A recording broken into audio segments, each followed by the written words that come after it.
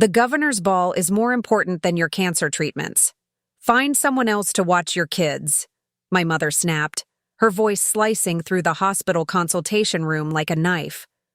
I sat frozen, clutching my phone with trembling fingers as the oncologist's diagnosis still rang in my ears.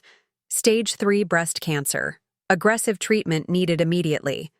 My name is Megan Sullivan, 34 years old, and for as long as I can remember, I've been the family disappointment. The black sheep who never quite measured up to my parents' expectations or my younger brother Ryan's achievements. Now, sitting in Boston Memorial Hospital on a crisp autumn afternoon, I faced the battle of my life. Not just against cancer, but against the crushing realization that the people who should care the most had once again abandoned me when I needed them most. Before we jump back in, tell us where you're tuning in from, and if this story touches you, make sure you're subscribed. Because tomorrow, I've saved something extra special for you. The oncologist, Dr. Patel, had stepped out momentarily to give me privacy after delivering the devastating news. My 4-year-old twins, Ellie and Noah, were coloring quietly in the corner, blissfully unaware that their mother's world had just imploded. Their innocent faces, so like their father's, made my heart constrict with fear. What would happen to them if the treatment didn't work? Who would care for them during my weeks of chemotherapy and radiation when I'd be too sick to function? With no close friends in the area since our move from Portland 6 months ago, and my husband Michael's death in a construction accident just before the move, my parents were my only option. They lived just 20 minutes away in their sprawling Beacon Hill townhouse, a home I'd helped them purchase 3 years ago when they decided to retire early. Every month without fail, despite my own financial struggles as a freelance graphic designer and single mother, I sent them $2,200 to help with their mortgage and country club membership. I did it out of love and duty, believing families should support each other. How foolish I'd been. "Mom, please," I whispered, my voice breaking. "The doctor says I need to start treatment next week. The twins need somewhere to stay during my worst days. It would only be twice a week for a few hours." "Megan, you've always been so dramatic," my mother interrupted, her voice dripping with annoyance. "Cancer treatments aren't what they used to be. My friend Diane's cousin had breast cancer and she barely missed a day of golf. You're making this sound like the end of the world." I closed my eyes, fighting back tears. "The oncologist says my case is aggressive. The treatments will be intense. I can't care for 2 4-year-olds while—" "Your father and I have finally started enjoying our retirement," she cut in sharply. "We're not giving that up to babysit. The governor's ball is the social event of the season. Do you have any idea how hard it was to get those tickets? Your brother pulled strings with his connections." Of course she brought up Ryan, Harvard, law graduate, now partner at one of Boston's most prestigious firms. My parents' pride and joy, the golden child who could do no wrong. "I'm not asking you to miss the ball," I said, trying to keep my voice steady. "That's not for another 3 weeks. I'm asking for help with the first chemotherapy session next Tuesday." A heavy sigh came through the phone. "Tuesday is our wine tasting club. You know that." I didn't know that, but I did know that a wine tasting apparently took precedence over helping their daughter battle cancer while caring for their only grandchildren. "What about Dad? Could he—" "Your father agrees with me completely," she said firmly. "You've become a real burden ever since Michael died, Megan. Always needing something. Always asking for help. We're retired now. We deserve to enjoy our lives without your constant problems." A burden. The word hit me like a physical blow. I had been supporting them financially for years. I had put my own savings on hold to help fund their early retirement. Even after Michael died and our financial situation became precarious, I continued sending money every month. And now, when I needed them for the first time, truly needed them, I was a burden. Dr. Patel returned, concern etched on her face as she saw the tears streaming down my cheeks. She gently placed a box of tissues in front of me as I ended. the call. "Family issues?" she asked kindly. I nodded, unable to speak. "I understand this is overwhelming," she continued.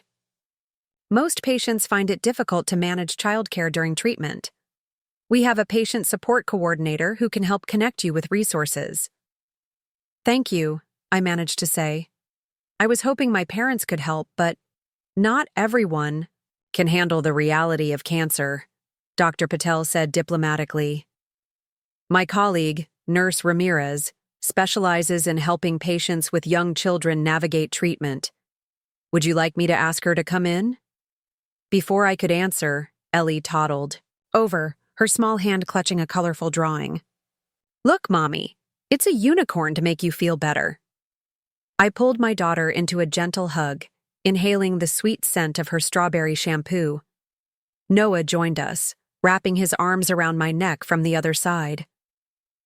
These precious children had already lost their father. The thought of them potentially losing me too was unbearable. "Dr. Patel, yes, please. I'd like to speak with Nurse Ramirez." While we waited, I tried to process my mother's words. I'd always known our relationship was complicated. My parents had made it clear throughout my childhood that I wasn't the daughter they'd hoped for. Too artistic, not academic enough.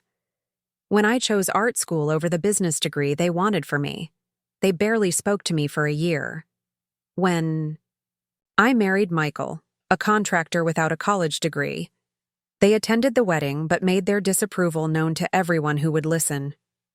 Yet, despite all that, I'd maintained the relationship, sent cards on birthdays and anniversaries, called weekly, visited monthly, supported them financially. I'd believed that beneath it all, there was still love, that when it truly mattered, they would be there for me. Now I knew the truth. Nurse Ramirez arrived, a warm, motherly woman with kind eyes and a gentle smile. She sat with me for over an hour, explaining options I hadn't known existed. A local organization called Cancer Care Companions provided volunteer childcare for patients during treatment days. There was a support group specifically for single parents with cancer that offered practical help as well as emotional support. The hospital itself had a partnership with a nearby daycare that offered subsidized rates for patients' children. "You're not alone in this, Megan," Nurse Ramirez assured me, patting my hand. "Many of our patients face similar challenges. We can help you create a practical plan for the twins while you focus on getting better." For the first time since receiving my diagnosis, I felt a glimmer of hope. I might not have my parents' support, but there were people willing to help, strangers who showed more compassion than my own family. As we gathered our things to leave, my phone buzzed with a text from my mother. "Your father and I have discussed. We can watch the twins for 2 hours next Thursday while you go to your appointment, but you'll need to drop them off with activities to keep them occupied. We have plans later that day." I stared at the message, a strange calm settling over me. 2 hours, on Thursday, when my first treatment was scheduled for Tuesday, and only if I provided entertainment. The twins were their only grandchildren, yet they treated them like inconvenient visitors. Something shifted inside me in that moment. A lifetime of seeking approval, of making excuses for their behavior, of prioritizing their needs above my own. It all crumbled away, leaving clarity in its place. I showed Nurse Ramirez the text. "I think I'll take you up on those resources," I said quietly. "All of them." As the twins and I walked out of the hospital into the crisp autumn air, Ellie looked up at me with her father's earnest brown eyes. "Are we going to Grandma and Grandpa's house?" "No, sweetheart," I replied, feeling lighter despite the circumstances. "We're going to build our own support team, and it's going to be amazing." That evening, after tucking the twins into bed with extra kisses and reassurances that everything would be okay, I collapsed onto my sofa, the weight of the day finally crashing down on me. The modest 2-bedroom apartment we'd rented after moving to Boston felt both too small and too empty. Family photos lined the walls, constant reminders of what we'd lost and what we stood to lose. I ran my fingers over my favorite picture of Michael and me at Acadia National Park, taken just weeks before the accident that took him from us. His warm smile and steady presence had been my anchor for 9 years. Preparing and narrating this story took us a lot of time, so if you are enjoying it, subscribe to our channel. It means a lot to us. Now back to the story. We'd met during my final year of art school when his construction company was renovating the campus gallery. He'd asked thoughtful questions about my thesis exhibition, genuinely interested in my artistic process when most people just made polite small talk. Within a year, we were married, much to my parents' dismay.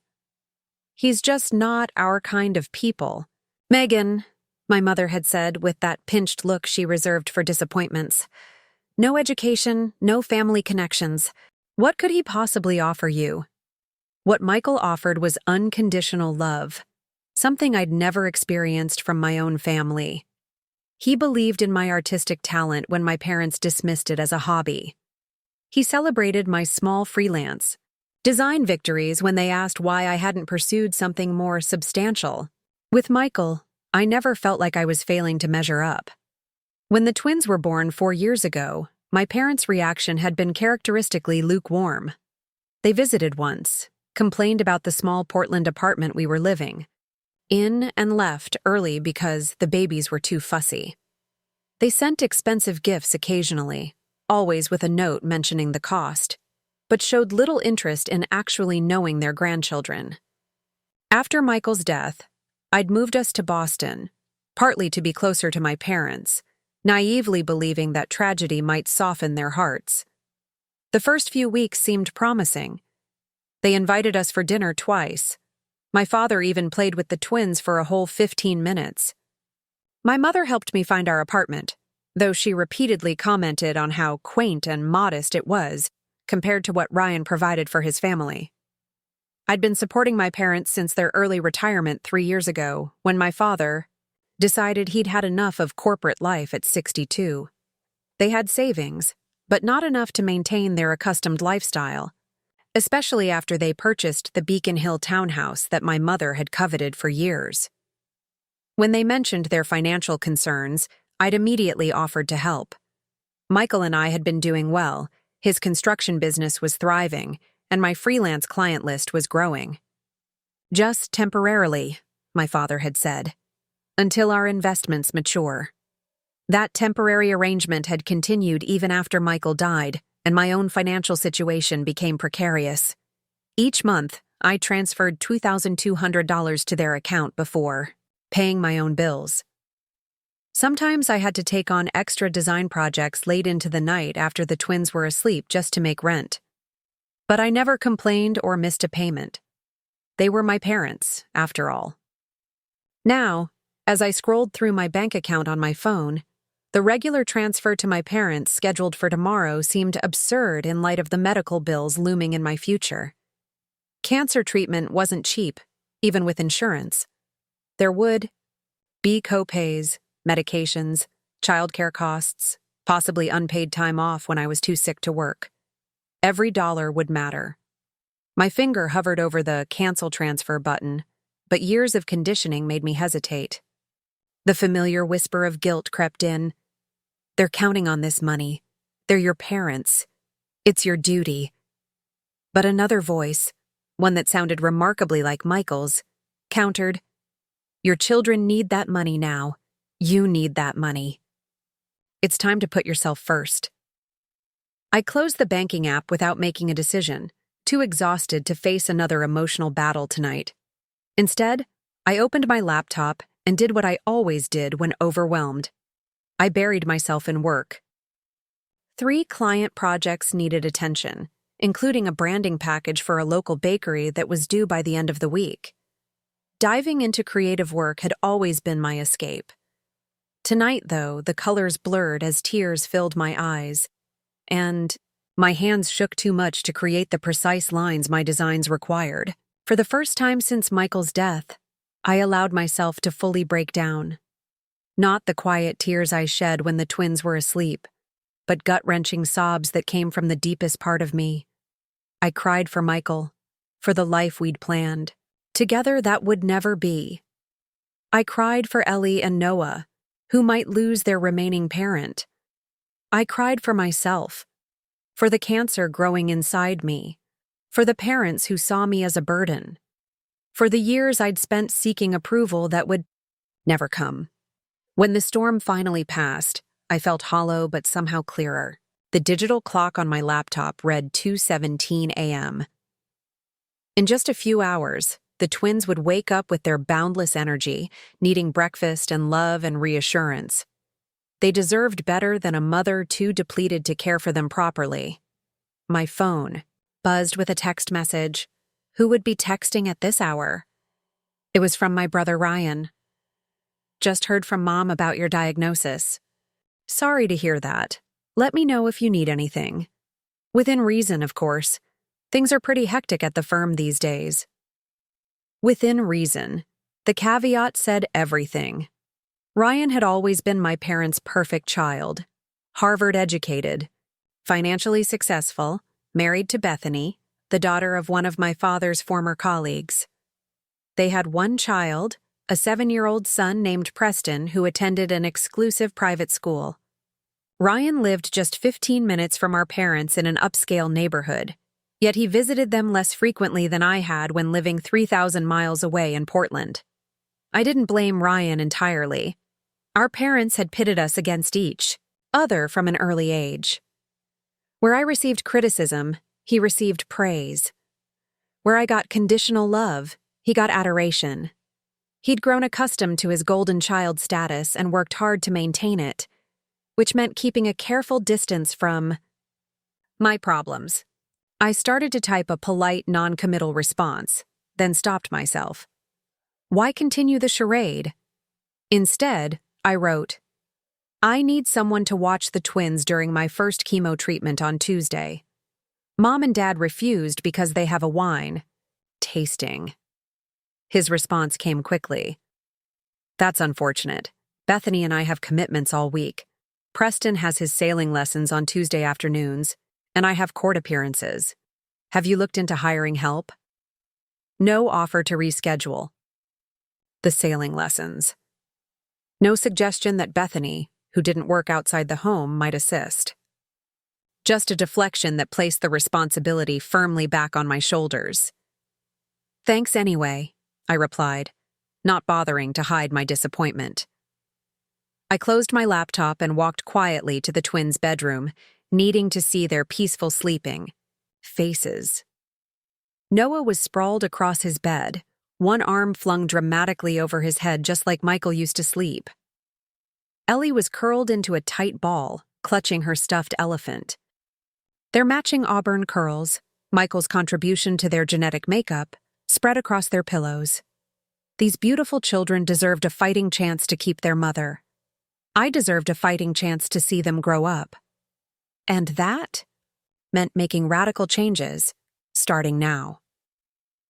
I returned to the living room, reopened my banking app, and without further hesitation canceled the scheduled transfer to my parents. Then I went further, removing the recurring payment entirely from my account. The sense of relief was immediate and powerful, like putting down a heavy burden I'd carried for years. Next, I opened my email and wrote to my 3 most reliable clients, explaining my situation and letting them know I might need flexibility with deadlines during my treatment. It was terrifying to show vulnerability, to admit I couldn't handle everything perfectly, but also strangely liberating. Finally, I created a new document on my laptop titled Cancer Battle Plan. In it, I listed everything I would need to navigate the coming months: childcare during treatments and recovery days, meal preparation when I'm too sick to cook, transportation to and from medical appointments, financial resources and assistance. Programs, emotional support for myself and the twins. Looking at the list, I realized that for years I'd been giving what I most needed: support, compassion, financial help, to people who couldn't or wouldn't reciprocate.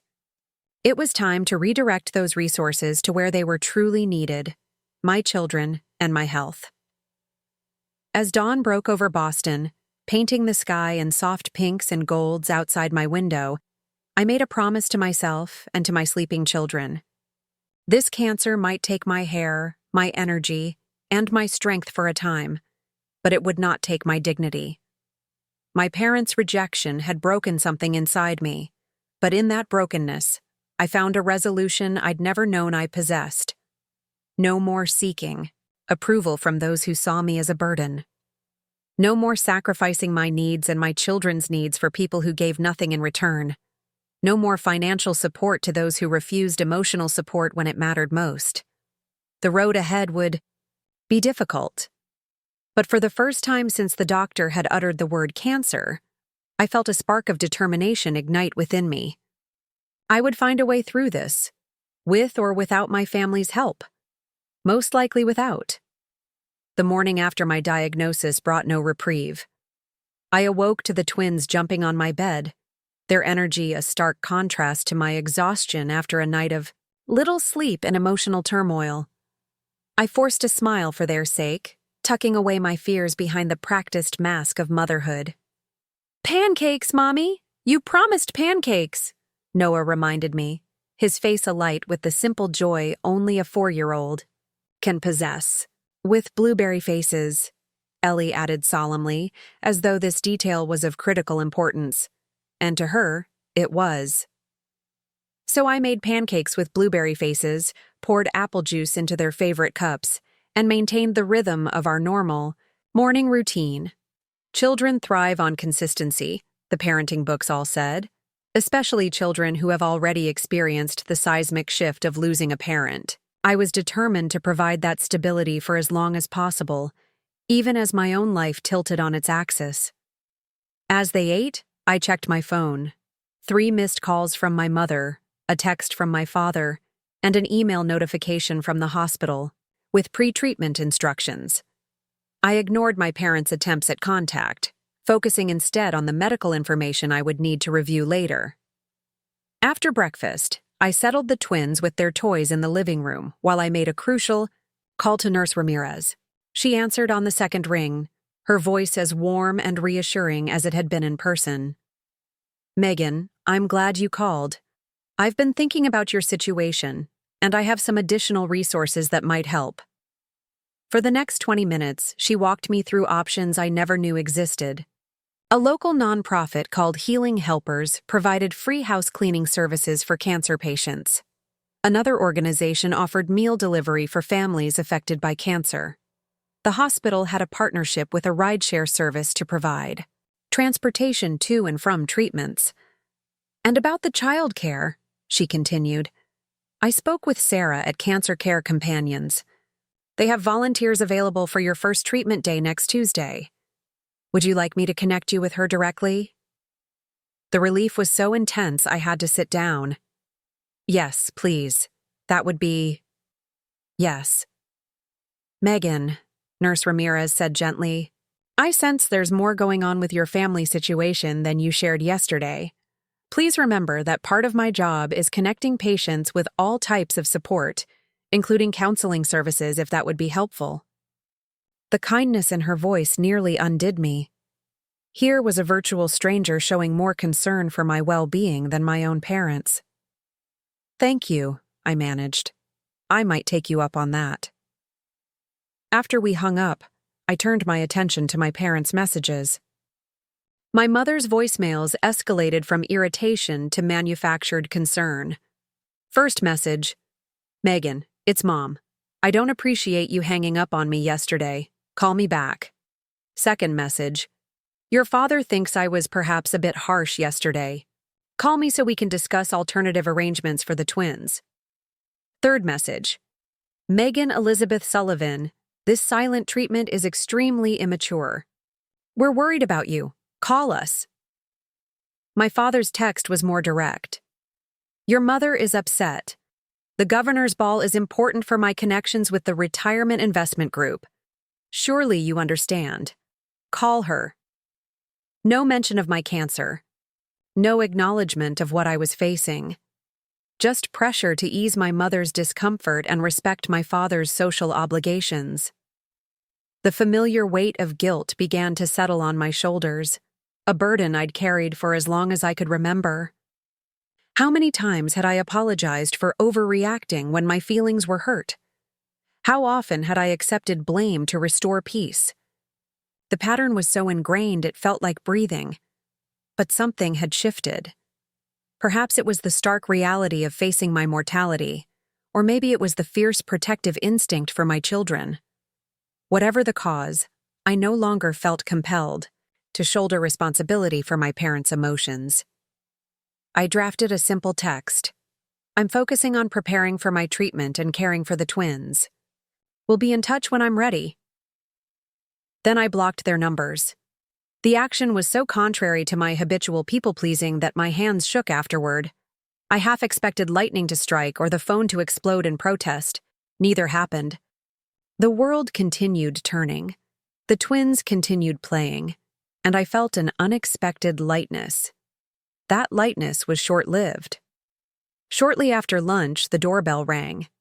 I peered through the peephole to see my mother standing in the hallway, her mess scarf artfully arranged, her expression set in the determined look I knew all too well.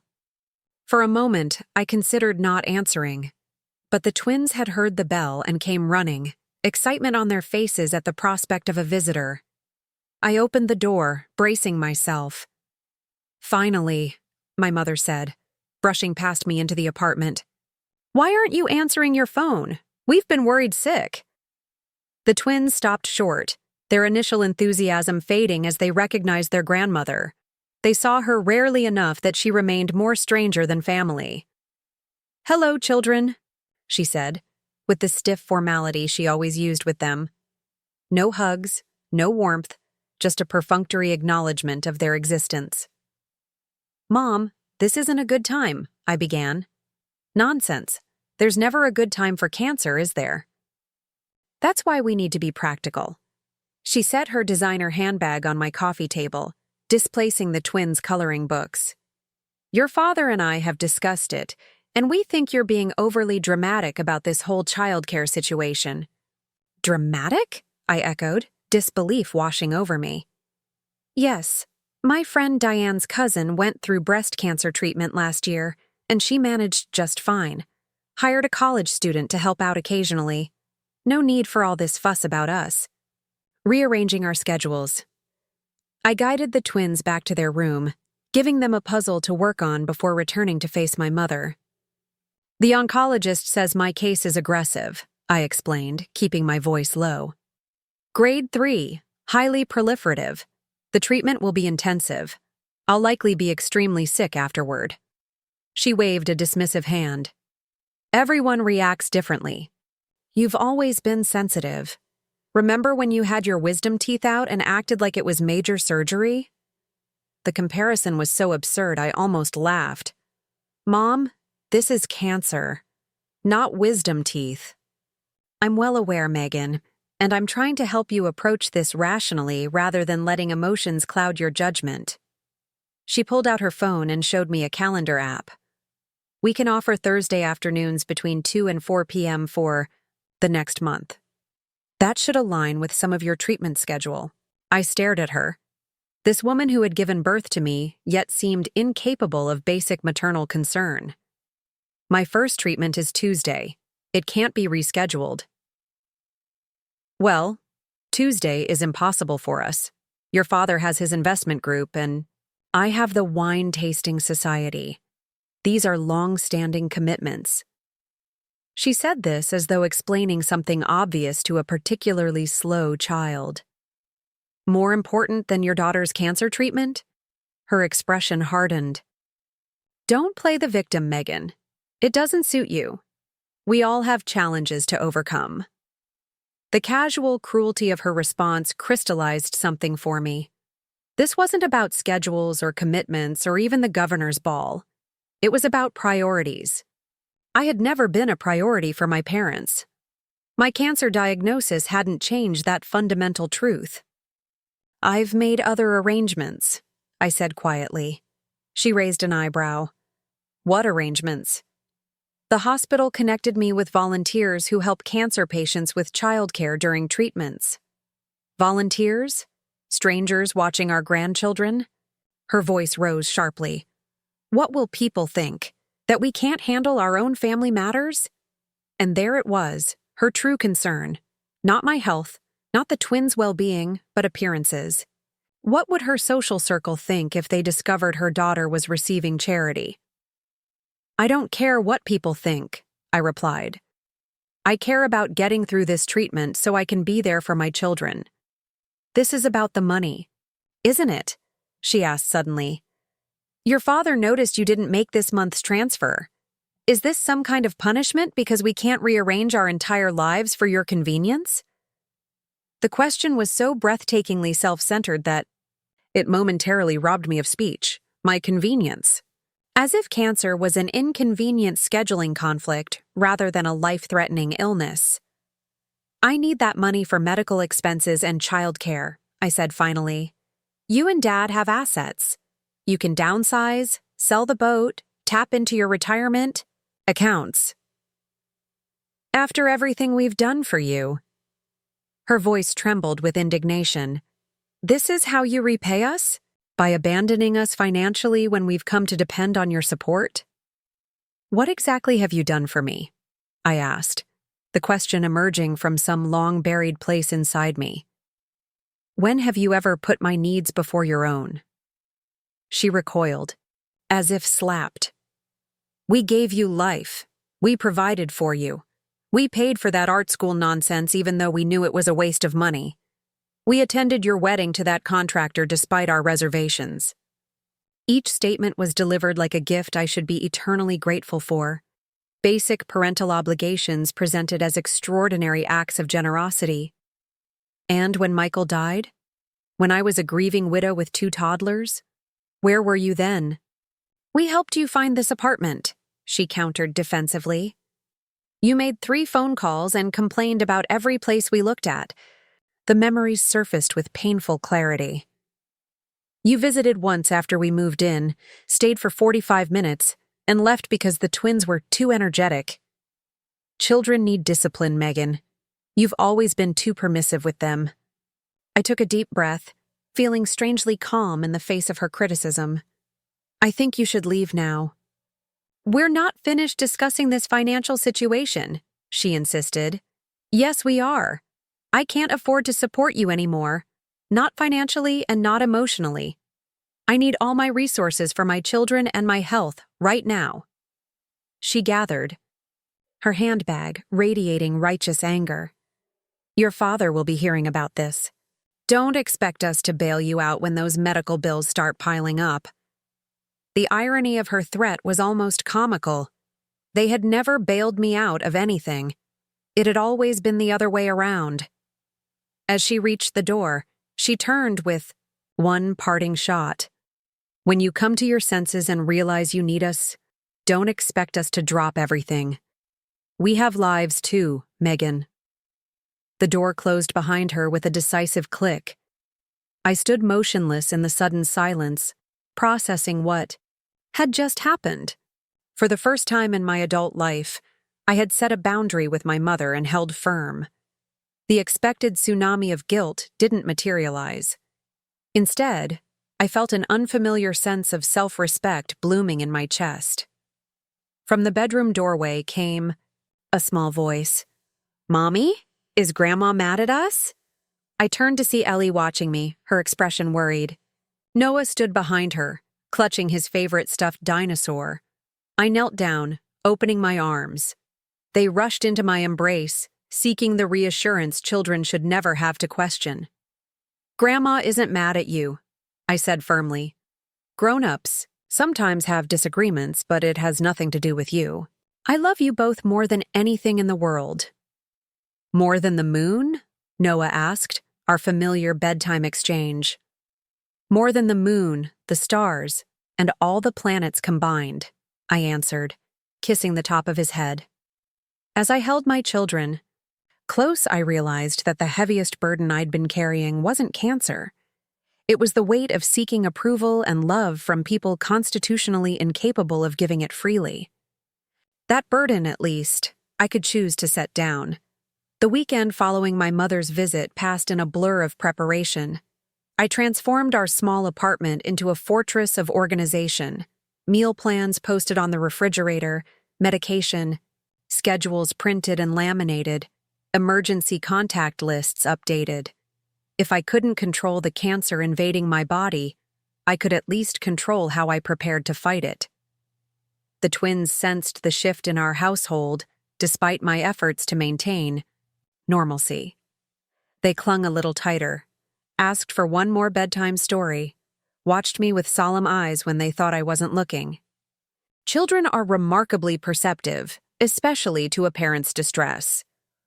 On Monday afternoon, I received a call from Sarah at Cancer Care Companions, confirming that a volunteer named Katie would arrive at our apartment at 7:30 the next morning to watch the twins during my first chemotherapy session.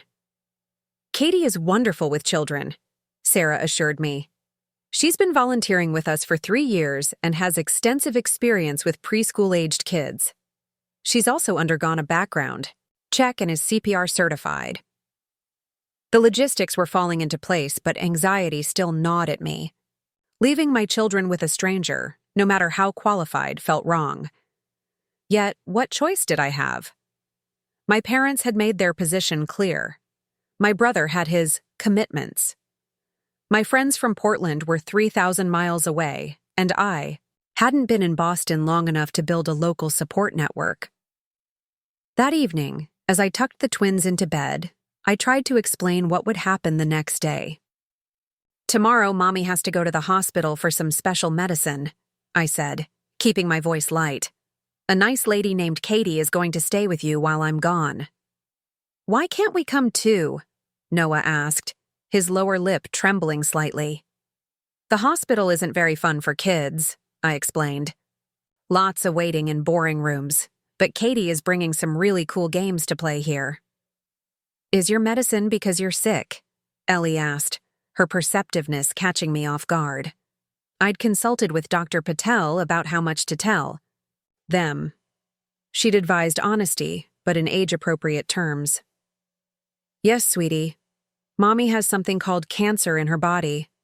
The medicine will help fight it, but it might make me feel tired for a while." "Like when I had strep throat?" Noah asked, searching for something familiar to relate to. "Kind of like that, yes." "Will you get better?" Ellie's question hung in the air, heavy with implications a 4-year-old shouldn't have to contemplate. "The doctors are going to do everything they can to make me better," I promised, choosing my words carefully. "And I'm going to fight really hard." They seemed satisfied with this answer, their young minds unable to fully grasp the gravity of the situation. In some ways, their innocence was a blessing. "Can we make you cards for when you get home?" Ellie suggested, always the nurturer. "That would be perfect," I said, blinking back tears. After they fell asleep, I called my friend Tamara in Portland, one of the few people outside the medical team who knew about my diagnosis. "How are you holding up?" she asked, concern evident in her voice. "Honestly, I'm terrified," I admitted. "Not just about the cancer, but about what happens to the twins if things don't go well." Tamara and I had met in a new mothers group after the twins were born. She had twins too, just 3 months older than Ellie and Noah. We'd bonded over the unique challenges of raising 2 babies simultaneously.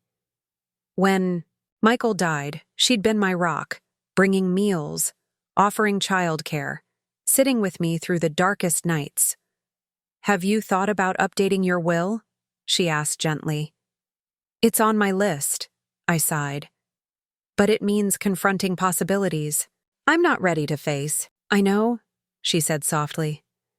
"But Megan, you need to name guardians, especially given your parents' situation." The thought of my children being raised by my parents sent a chill through me. They would grow up feeling like burdens, forever, trying to earn love that should be freely given. "Would you and Dave consider being named as guardians?" I asked suddenly. "If something happens to me?" The question had emerged without premeditation, but as soon as I said it, I knew it was. Right. Tamara and Dave were warm, loving parents. Their twins, Zach and Emma, were already like cousins to Ellie and Noah. "Oh, Megan," Tamara's voice cracked. "Yes, of course we would. But it's not going to come to that. You're going to beat this." "I hope so," I whispered. "But knowing they'd be loved if I can't be here, that means everything." We talked for another hour, about treatments, about practical matters, about the life I'd left behind in Portland.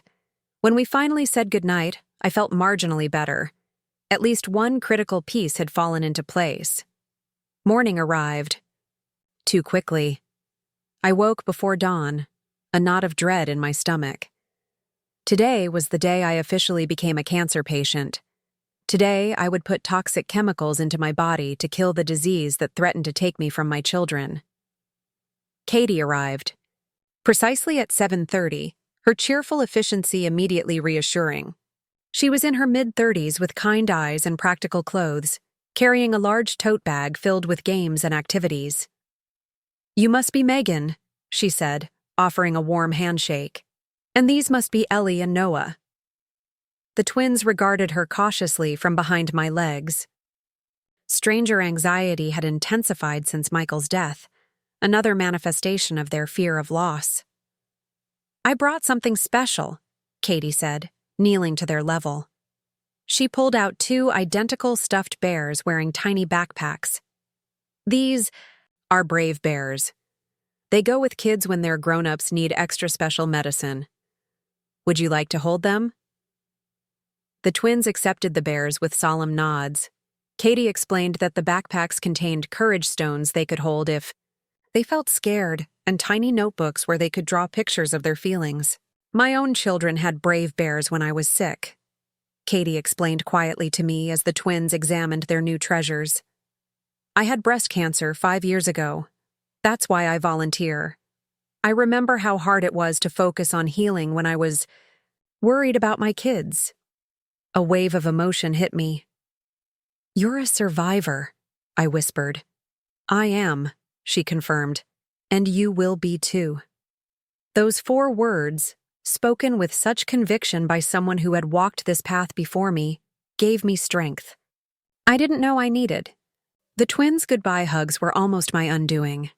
I promised to bring them a treat from the hospital gift shop and assured them I'd be back before dinner. Their brave little faces as they waved from the window hollowed out something inside me.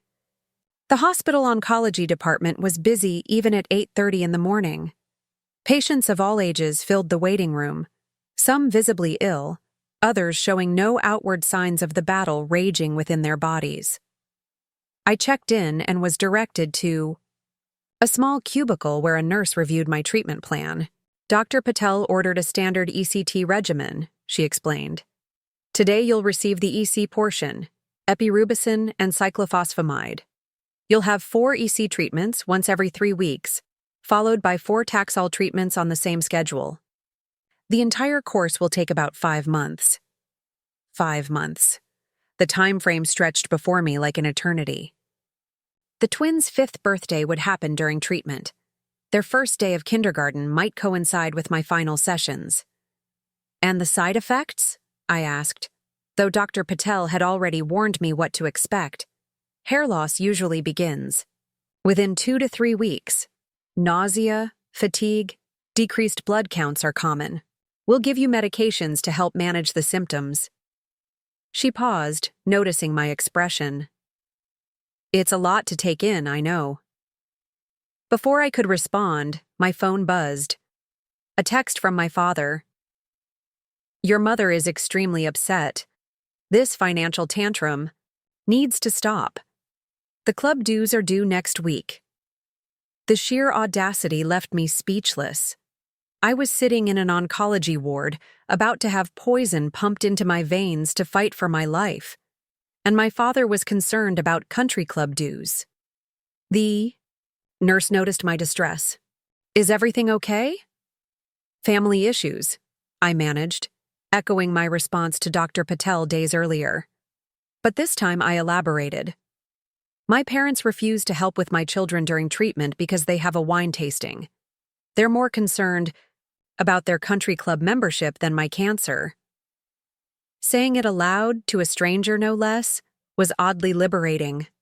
The nurse's expression shifted from professional compassion to genuine empathy. Unfortunately, I've seen that more often than you might think, she said quietly. Cancer reveals people's true colors. Sometimes the people you expect to step up don't, and help comes from unexpected places instead. As if on cue, my phone buzzed again. This time it was a photo from Katie, the twins painting cheerful pictures. At the kitchen table, their brave bears propped up watching. The simple normalcy of the image brought tears to my eyes. "See?" the nurse said gently. "Help from unexpected places." I was moved to a treatment chair where another nurse inserted my IV line. The medication would take about an hour to administer, she explained, and I should try to relax as much as possible. Easier said than done. Just as the first drops of chemotherapy began to flow into my veins, the treatment room door burst open. My mother swept in, designer handbag swinging, my father 2 steps behind her. "Megan Elizabeth Sullivan," she announced loudly, causing every head in the room to turn. This has gone far enough. I froze, mortified by the public intrusion into this already difficult moment. The nurse administering my treatment stepped protectively closer to my chair. "Ma'am, you need to lower your voice," she said firmly. "This is a treatment area." My mother ignored her, focusing her laser-like attention on me. "We drove to your apartment to talk sense into you, and found some strange woman there with the children. She refused to let us take them, claimed she had authorized guardian paperwork from you. What is the meaning of this?" My father stood awkwardly behind her, looking uncomfortable with the public spectacle but making no move to rein her in. "I left instructions that only Katie is authorized to watch the twins today," I said, keeping my voice deliberately calm, despite the adrenaline surging through me. "We are their grandparents," my mother hissed. "We don't need authorization." "Actually, you do," I replied. "And this isn't the time or place for this discussion." "If you'd answer your phone, we wouldn't need to track you down like this," my father interjected, as though their behavior was somehow my fault. The charge nurse approached, her expression leaving no room for argument. "I need to ask you both to leave immediately. We have patients here with compromised immune systems. If you don't leave voluntarily, I'll call security." My mother drew herself up indignantly. "Do you know who we are? My husband is—" "Mom," I interrupted, a lifetime of conditioning crumbling in an instant. "I don't care who you are. I don't care about the wine tasting or the governor's ball, or the country club dues. Right now, I'm fighting for my life, and you're creating a scene in the one place I need peace. Please leave." My father's face reddened. "After everything we've done for you?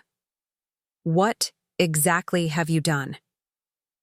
The question emerged louder than I intended, fueled by fear and grief and years of accumulated hurt.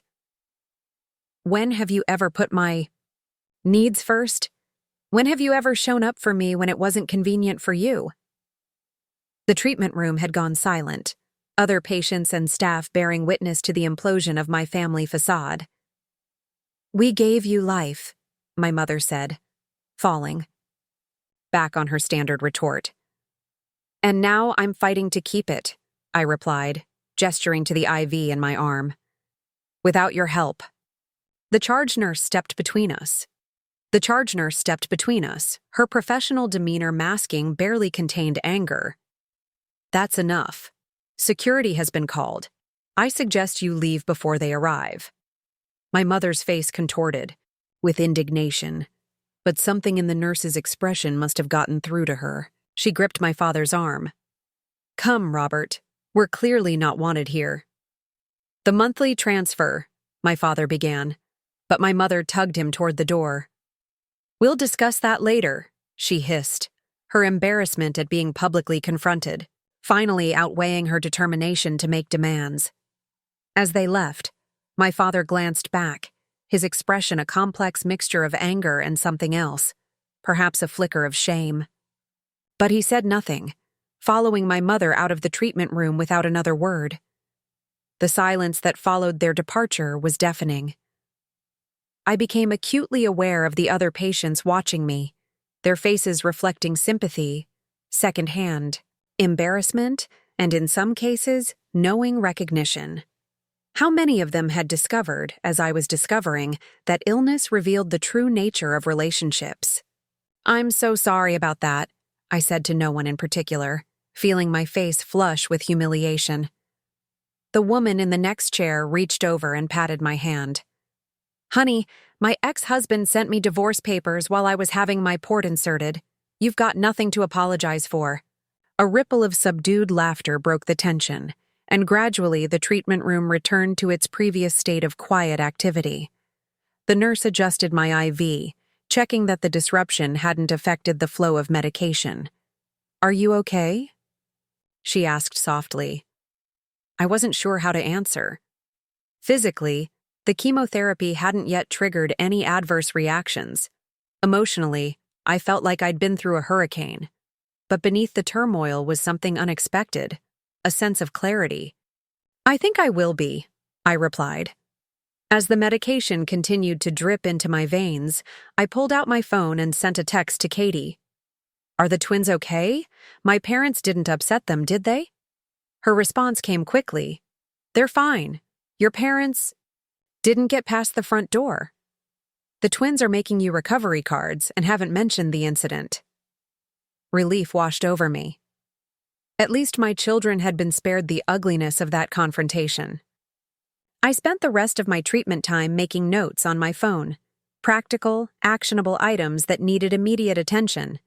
Contact a lawyer about formally designating Tamara and Dave as the twins' guardians in case the worst happened. Change. The locks on my apartment. Inform the twins' preschool that my parents were not authorized to pick them up under any circumstances. Close any remaining joint accounts I might still have with my parents from my college days. Redirect the automatic payments I'd been making to my parents to a dedicated medical expense account instead. Each decision felt radical, yet necessary. My parents had shown me exactly who they were, not just today, but consistently throughout my life. I'd simply been too conditioned to accept their behavior as normal to recognize it. After my treatment was complete, the nurse provided detailed instructions for managing side effects. "The first 48 hours are often the most challenging," she explained. "The anti-nausea medication should help, but you'll likely feel extremely fatigued. Do you have someone who can stay with you tonight?" I thought of Katie, who had already given so much of her day. "I'll be all right. The twins are pretty self-sufficient for their age." The nurse frowned. "Megan, you shouldn't be alone with small children tonight. The side effects can come on suddenly and be quite severe." Before I could respond, my phone rang. An unknown. "Local number," I answered cautiously. "Megan, this is Diana from the cancer support group at Boston Memorial." Her voice was warm, with a slight southern accent. "Nurse Chen mentioned you might need some backup tonight after your first treatment. I'm a night volunteer with the Overnight Angels program." The hospital must have made arrangements without telling me. Part of me bristled at the presumption, but a larger part was simply grateful. "What's the Overnight Angels program?" I asked. "We're cancer survivors who stay overnight with patients after their first few treatments, especially those with young children or who live alone. I bring dinner, help with bedtime routines, and stay alert while you rest. I've been through ECT treatment myself, so I know exactly what you're facing." I hesitated. Letting a stranger into our home overnight was a big step. Yet I'd just witnessed how the people I'd known my entire life could betray my trust, while strangers had shown me nothing but kindness. "That would be really helpful," I admitted finally. "Thank you." Diana arranged to meet me at my apartment at 4:30, giving me time to get home and settle in before the side effects potentially hit. The nurse seemed satisfied with this plan and completed my discharge process. As I gathered my belongings, the woman from the next chair, the one whose ex-husband had served her divorce papers, handed me a business card. "I run a support group for single parents with cancer," she explained. "We meet Thursdays at the community center on Maple Street. If you need people who actually understand what you're going through, we're there." Her name was Pauline, and something in her direct gaze told me she'd walked miles in shoes similar to mine. I thanked her and tucked the card into my wallet. The hospital provided transportation home, another service I hadn't known existed until today. The driver, an older gentleman named Hector, shared that his wife had survived breast cancer 15 years earlier. "Toughest fighter I ever met," he said proudly. "She's running marathons now at 68. Every cancer survivor story felt like a lifeline, a promise that there could be an after to this current nightmare. When I arrived home, Katie and the twins had transformed our small living room into a welcome party. A hand-painted banner proclaimed, "We love you, Mommy," in wobbly preschool lettering. The twins had made dozens of cards, each one covered in hearts, rainbows, and stick figures of our family. "Surprise!" they shouted in unison when I walked through the door. Their excitement was tempered with careful gentleness, as though they instinctively understood I was fragile today. Katie had prepared a simple lunch that appealed to both adult and preschool palates. As we ate, she quietly explained what had happened with my parents. "They demanded I let them take the twins to their house," she said, keeping her voice low so the children wouldn't hear. "When I explained I was only authorized to care for them here, your mother became unpleasant. Your father tried to offer me money to look the other way while they took the kids." My appetite vanished. "I'm so sorry you had to deal with that." Katie shook her head. "Don't apologize. Unfortunately, it's not uncommon in my volunteer work. Family dynamics can get complicated around serious illness." She hesitated before adding, "I hope you don't mind, but I called our organization's legal counselor after they left. She suggested you might want to consider a temporary restraining order, given their attempt to remove the children against your wishes. A restraining order against my own parents." The suggestion should have felt extreme, but after their behavior at the hospital, it seemed like a reasonable precaution. "I'll think about it," I promised. And I would, once I had the energy to process one more emotional upheaval. Katie stayed until Diana arrived, ensuring a smooth transition. The twins were initially wary of another stranger in our home, but Diana won them over with her gentle humor and a small gift. Matching constellation, nightlights for their bedroom. "The stars kept me company during my toughest nights," she told them. "Now they can watch over you, too."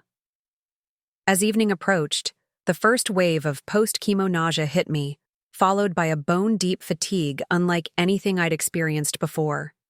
Diana smoothly took over, preparing dinner for the twins while I huddled under a blanket on the couch, simultaneously fighting nausea and the despair that threatened to engulf me.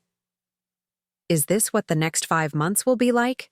I asked Diana, when she brought me anti-nausea medication and ginger tea. "It gets manageable," she replied honestly. "Not easier exactly, but you develop routines. Your body learns what to expect, and you discover reserves of strength you never knew you had." She helped me to bed after the twins were asleep, promising to check on me hourly and handle any nighttime wake-ups from the children. As I drifted in and out of uneasy sleep, fragments of the day replayed in my mind. My parents' intrusion, at the hospital, the kindness of strangers, the twins' carefully made welcome signs. In the hazy space between wakefulness and dreaming, a moment of perfect clarity arrived. The gulf between how my parents had treated me and how I wanted to treat my own children was unbridgeable. I could continue seeking their approval, their help, their love. Or I could put all that wasted energy into fighting cancer and creating a stable, loving environment for my children. Not much of a choice, really. In the darkness of that first chemotherapy night, As poison coursed through my veins to fight the disease threatening to take me from my children, I made my decision. I would cut the cord that bound me to people, who saw me only as a source of financial support and an occasional social obligation. I would build a new support system from the unexpected kindness I'd encountered. I would fight, not just cancer, but the lifelong pattern of seeking validation from those incapable of giving it. The realization didn't eliminate the nausea or the fear or the uncertainty, but it provided a clarity of purpose that felt like the first deep breath after years of drowning. When morning came, bringing with it a new wave of side effects, but also the twins' eager faces and Diana's steady presence, I knew with absolute certainty that I had made the right choice. The path ahead would be difficult, perhaps the most difficult journey of my life. But for the first time, I wasn't walking it in the shadow of expectations I could never meet. I was walking it as myself, and for the two small people who deserved a mother who valued herself enough to demand respect. The days following my first chemotherapy treatment unfolded in a blur of physical discomfort and logistical arrangements. Diana stayed for 2 nights, her quiet competence a lifeline as I navigated waves of nausea and bone-crushing fatigue. By the 3rd day, I felt well enough to resume some semblance of normal activity, though normal had taken on an entirely new meaning. The twins adjusted to our new reality with the remarkable resilience of children. They became experts at what they called Mommy's quiet time, entertaining themselves with puzzles and picture books when my energy flagged. They took pride in fetching my water bottle or tucking a blanket around me when I rested on the couch. Their instinctive caregiving both warmed my heart and filled me with determination to shield them from bearing too much responsibility at such a young age. True to my decision, I began systematically severing financial and practical ties with my parents. I closed the joint checking account that had remained open since my college days. I redirected the monthly transfer that had been going to their account into a dedicated medical expense fund. I changed the locks on our apartment and informed the building manager that my parents were not to be given access under any circumstances. The lawyer I consulted, a no-nonsense woman named Harriet Winters who specialized in family law, helped me draft formal guardianship paperwork naming Tamara and Dave as the twins' caregivers should anything happen to me. "What about your parents?" she asked during our first meeting. As grandparents, they could potentially contest this arrangement. I explained the situation, their refusal to help during my treatment, their attempt to take the twins against my authorization, their prioritization of social events over my health crisis. "I see," Harriet said, making notes. "In that case, I recommend we include an affidavit explaining why they are unsuitable guardians. Specific incidents, dates, and witnesses would strengthen our position." The clinical documentation of my parents' failures felt simultaneously vindictive and necessary.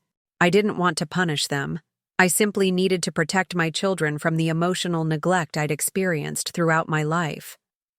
"What about a restraining order?" I asked, remembering Katie's suggestion. Harriet considered this carefully. "Based on what you've described, their behavior doesn't quite rise to the legal threshold required for a restraining order. However, we can send them a formal cease and desist letter regarding attempted unauthorized removal of the children. That creates a paper trail if their behavior escalates." I agreed to this approach, hoping it would be sufficient to keep my parents at bay without further inflaming the situation. Of course, my parents didn't accept these changes quietly. The backlash began with a barrage of voicemails and texts, escalating in tone from irritation to indignation to manufactured concern. "Megan, this childish silent treatment is completely inappropriate," my mother's first message began. "Call us immediately to discuss the financial situation." By the 10th message, her tactics had shifted. "We're worried sick about you and the children. This isn't like you. We fear the cancer treatments are affecting your judgment." My father's messages were more direct. "The mortgage payment is due next week. We're counting on your contribution. Don't let this medical situation disrupt our arrangements. When I didn't respond to any of these messages, they escalated to involving other family members. My Aunt Patricia, my mother's younger sister, called on their behalf. "Maggie, what's going on?" she asked, using my childhood nickname. "Your parents are beside themselves with worry. They say you've cut them off financially and won't let them see the twins." I'd always been fond of Aunt Patricia, who had shown me more genuine affection in sporadic visits than my mother had throughout my childhood. Still, I knew where her loyalties ultimately lay. Did they mention that they refused to watch the twins during my cancer treatment because they had a wine tasting? I asked quietly. A pause. "They said you were being unreasonable about scheduling, that you expected them to drop everything on short notice." "I asked them 2 weeks in advance, Aunt Patricia, and it wasn't for a spa day. It was for chemotherapy." Another, longer pause. "I see." Her voice had cooled several degrees. "And the financial situation?" "I've been sending them $2,200 every month for the past 3 years. Money I could barely afford after Michael died. Now I need those funds for medical expenses and childcare during my treatment." "They said you promised to help with their retirement," she countered, though with noticeably less conviction. "I offered to help temporarily when they retired early. Somehow that morphed into a permanent obligation. They have assets they could liquidate. I have cancer and 2 4-year-olds depending on me."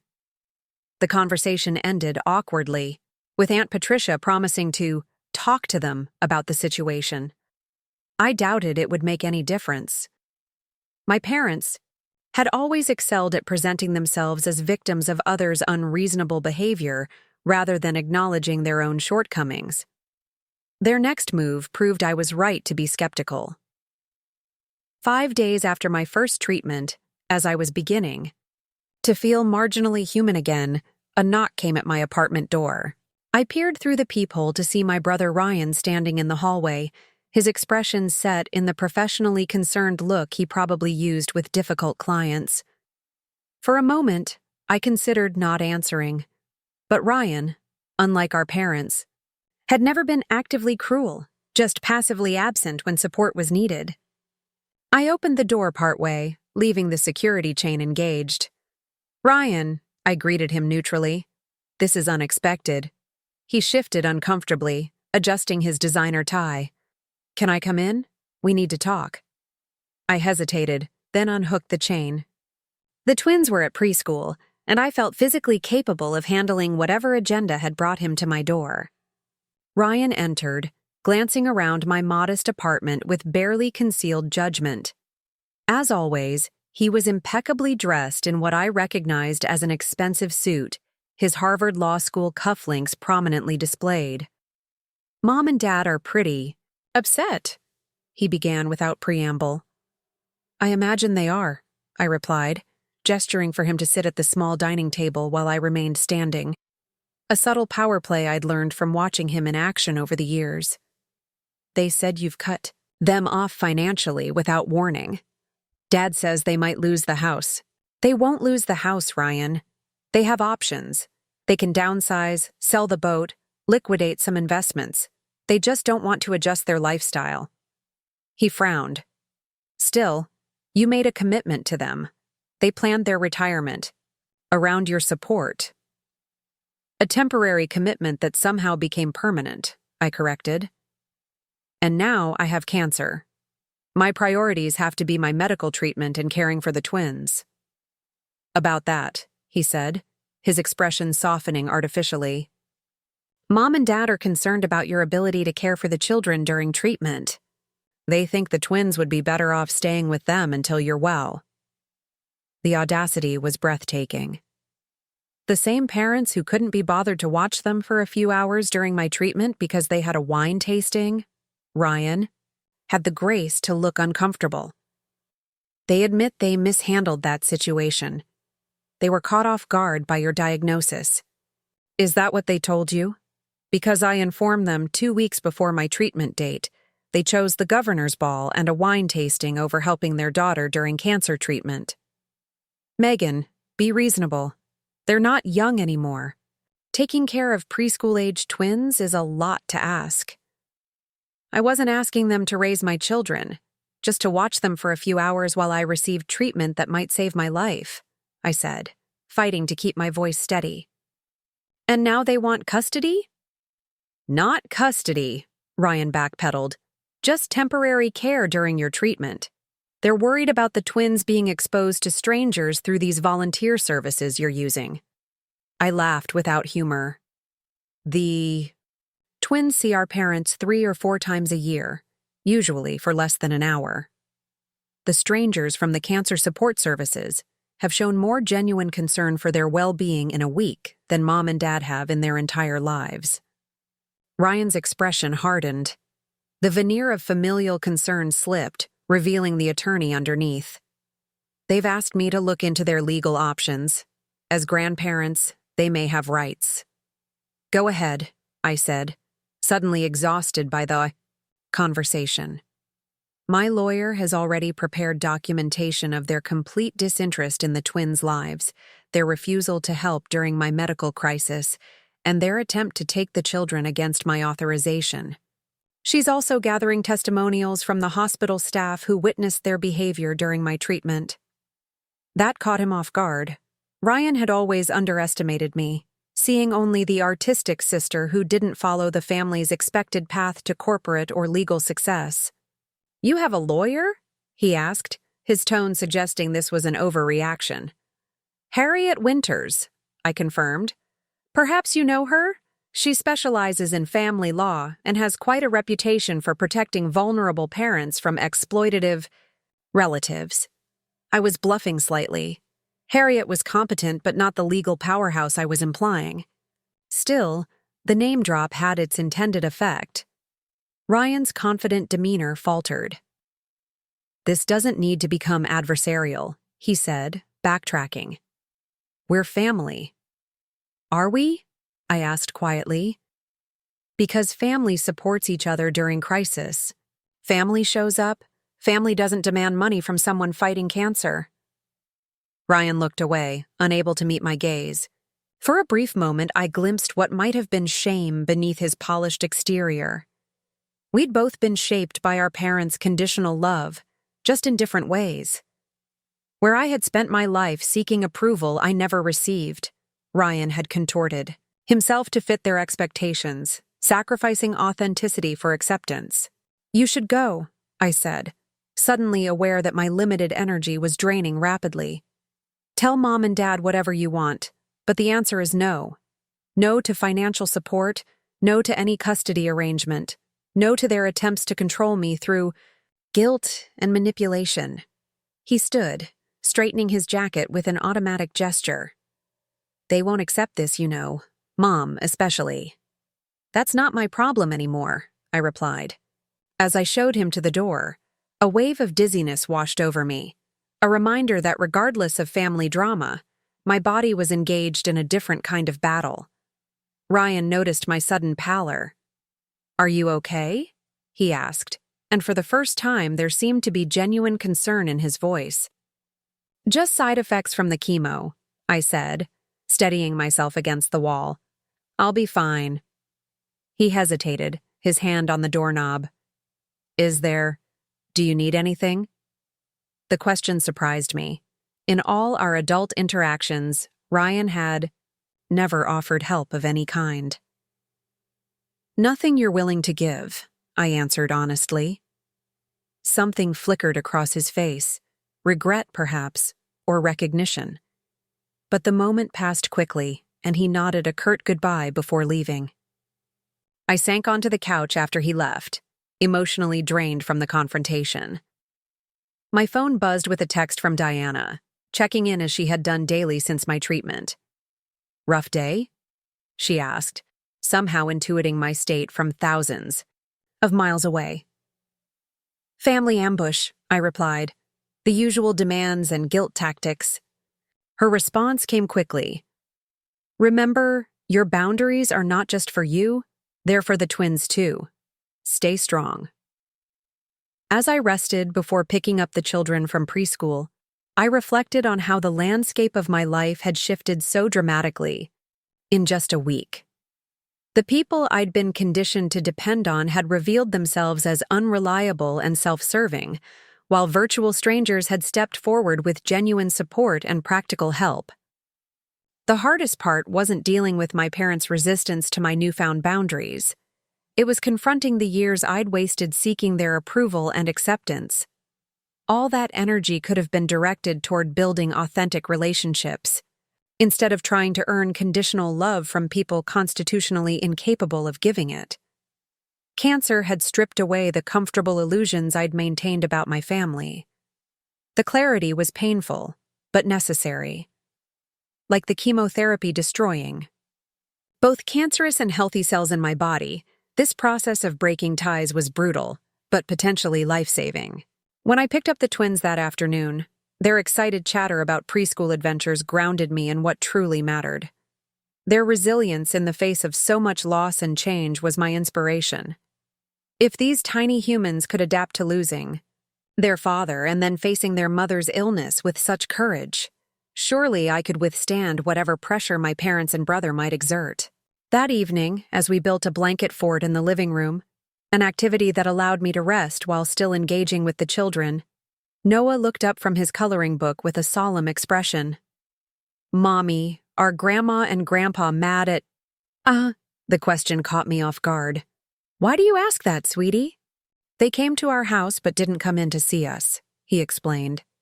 "And the lady who watched us didn't let them take us to their house." I chose my words carefully, mindful of how children interpret adult conflicts. Grandma and Grandpa and... I have some grown-up disagreements right now, but those have nothing to do with you or Ellie. They aren't mad at you. "Are they mad at you because you're sick?" Ellie asked, always perceptive beyond her years. "No, honey. They're upset about other things, grown-up things that are hard to explain." Ellie considered this, then nodded decisively. "They're not being very nice. When Sam at school was sick, his grandma came and made him soup and read him stories. Out of the mouths of babes." Even a 4-year-old could recognize the fundamental disconnect between how grandparents should behave and how mine actually did. "Some grandparents show love in different ways," I said diplomatically, though the words felt hollow even to me. "I don't think they know how to love right," Noah declared with the brutal honesty of childhood. I couldn't argue with his assessment. Instead, I pulled my children close, inhaling the scent of preschool paint and playground sunshine that clung to their hair. "Well, I know how to love right," I told them, "and I love you both more than all the stars in the sky." "More than all the dinosaurs that ever lived?" Noah asked, our familiar bedtime exchange. "Even more than that," I assured him. As they drifted to sleep that night, their small bodies curled trustingly against mine in our blanket fort, we'd decided to have a special sleepover in the living room. I made a silent promise to them and to myself. No matter what challenges my parents might throw our way, no matter how difficult my treatment became, I would protect this precious bubble of genuine love we'd created. Some battles weren't worth fighting. But this one, the battle for my dignity, my children's emotional well-being, and our collective future, this was a battle I would win, even on my weakest days. 2 weeks after my first chemotherapy treatment, I stood in the bathroom, staring at my reflection as clumps of hair collected in my hands. The oncologist had warned me this would happen, but the reality was still jarring. My auburn hair, so, like the twins, had been a defining feature throughout my life, often the one physical attribute my mother had complimented. I took a deep breath and reached for the electric clippers I'd purchased in preparation for this moment. Better to take control of the process than watch it happen in patches. Just as I was about to begin, a gentle knock came at the bathroom door. "Megan, it's Pauline. I brought reinforcements." Pauline from the cancer support group had quickly become a central figure in my new support system. After attending my first meeting the previous week, I'd connected instantly with her no-nonsense approach to cancer and single parenthood. When I'd mentioned the hair loss beginning, she'd immediately offered to come over. I opened the door to find Pauline flanked by two other women from the support group: Tanya, a vivacious kindergarten teacher with colorectal cancer, and Beth, a quiet accountant who had recently completed treatment for lymphoma. All three women carried tote bags and wore matching t-shirts that read "Cancer Warriors" across the front. "Hair party," Tanya announced with forced cheer that somehow didn't feel patronizing. We brought supplies. The supplies turned out to include several stylish headscarves, a selection of soft sleep caps, 2 different types of wig adhesive, fancy chocolates, and a bottle of non-alcoholic sparkling cider. "I hope the twins are okay with visitors," Beth said, her voice soft but warm. "We thought this might be easier with moral support." The thoughtfulness brought tears to my eyes. These women, who had their own battles to fight, had shown up for a relative stranger because they understood exactly what I was facing. "The twins are napping," I managed. Thank you." Pauline squeezed my shoulder. "No one should do this alone. It's a rite of passage for us cancer folks, but it doesn't mean it's easy." They set up what Tanya called a salon station on my small balcony, complete with a hand mirror, the clippers, and various styling products. "Options," Pauline explained. "You can go full buzz cut, try a pixie style first, or we can do a mohawk for fun before taking it all off. Your choice." The offhand way she presented these alternatives made what had felt like a traumatic loss suddenly seem more like a makeover adventure. "What did you do?" I asked her. "Mohawk," she grinned. "Took pictures for my kids. They thought it was hilarious, which made the whole thing less scary for them." That decided it. "Mohawk first, then buzz cut," I said. "The twins should be up soon. They might need to see me having fun with this before the big change." As Pauline expertly worked the clippers, Tanya poured glasses of sparkling cider and Beth arranged the headscarves by color. They shared their own hair loss stories, turning what could have been a moment of grief into something approaching a celebration. "My son called me alien mom for 3 months, Tanya laughed. "He thought it was the coolest thing ever." "My accounting clients didn't even recognize me," Beth added. "I got to hear what they really thought about their previous accountant, which was apparently me."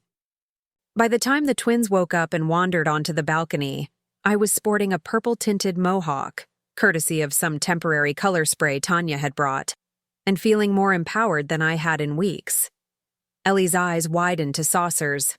"Mommy, your hair!" Noah's response was immediate and enthusiastic. "Awesome! Can I have a mohawk too?" And just like that, what could have been traumatic became an adventure. Noah received a temporary mohawk using styling gel, while Ellie opted for purple streaks to match mine. We took dozens of photos, laughing as we tried on different looks. When it came time for the final buzz cut, the twins watched solemnly as the last of my hair fell away. Ellie reached out to touch my newly bare head. "It feels like Daddy's face when he didn't shave," she observed. The simple, innocent comparison to Michael brought a lump to my throat. "Does it look okay?" I asked. "Them. You look like a warrior," Noah declared confidently, a phrase he'd obviously picked up from our visitors' t-shirts. "The strongest, bravest warrior," Ellie agreed. After the twins returned to their play, Pauline helped me try on the various headscarves while Tanya cleaned up the hair clippings and Beth prepared a simple dinner for all of us. "How are you doing with everything else?" Pauline asked quietly. "Your parents still causing trouble?" I sighed.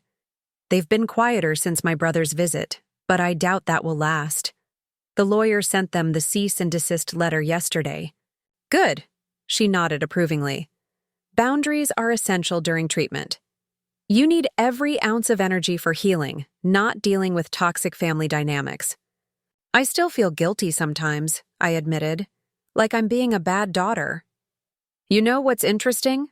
Tanya interjected, overhearing our conversation. "Cancer patients are the only people expected to manage everyone else's feelings about their illness. Can you imagine someone with a broken leg being told they're a bad child for not helping their parents move furniture? Her analogy made me laugh despite myself. When you put it that way. Exactly, Beth agreed, joining us. My therapist calls it the emotional labor of illness. It's exhausting and completely unfair. As we shared dinner and conversation, I realized how much I'd been missing this kind of connection. Since moving to Boston, I'd been so focused on establishing our new life and supporting my parents that I'd neglected to build friendships of my own. Now, faced with the fight of my life, these women had stepped into the void with practical help and emotional understanding that my biological family couldn't or wouldn't provide. Over the following weeks, my support network expanded in ways I could never have anticipated.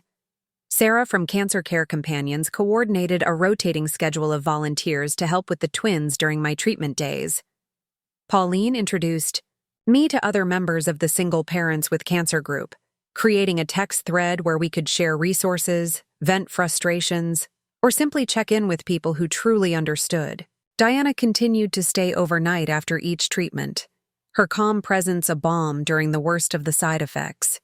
She brought homemade bone broth that somehow stayed down when nothing else would, and taught me small energy conservation tricks she'd learned during her own treatment. Cancer is a full-time job, she observed one evening as she helped me organize my medication schedule. But it doesn't have to be a solitary one. Even my neighbors, whom I'd barely known beyond polite, nods in the hallway, began to offer assistance once word spread about my diagnosis. Mrs. Abernathy from apartment 3B, a retired elementary school teacher, volunteered to walk the twins to and from preschool on days when I was too fatigued. Mr. Chen from across the hall left containers of his wife's healing soup outside my door.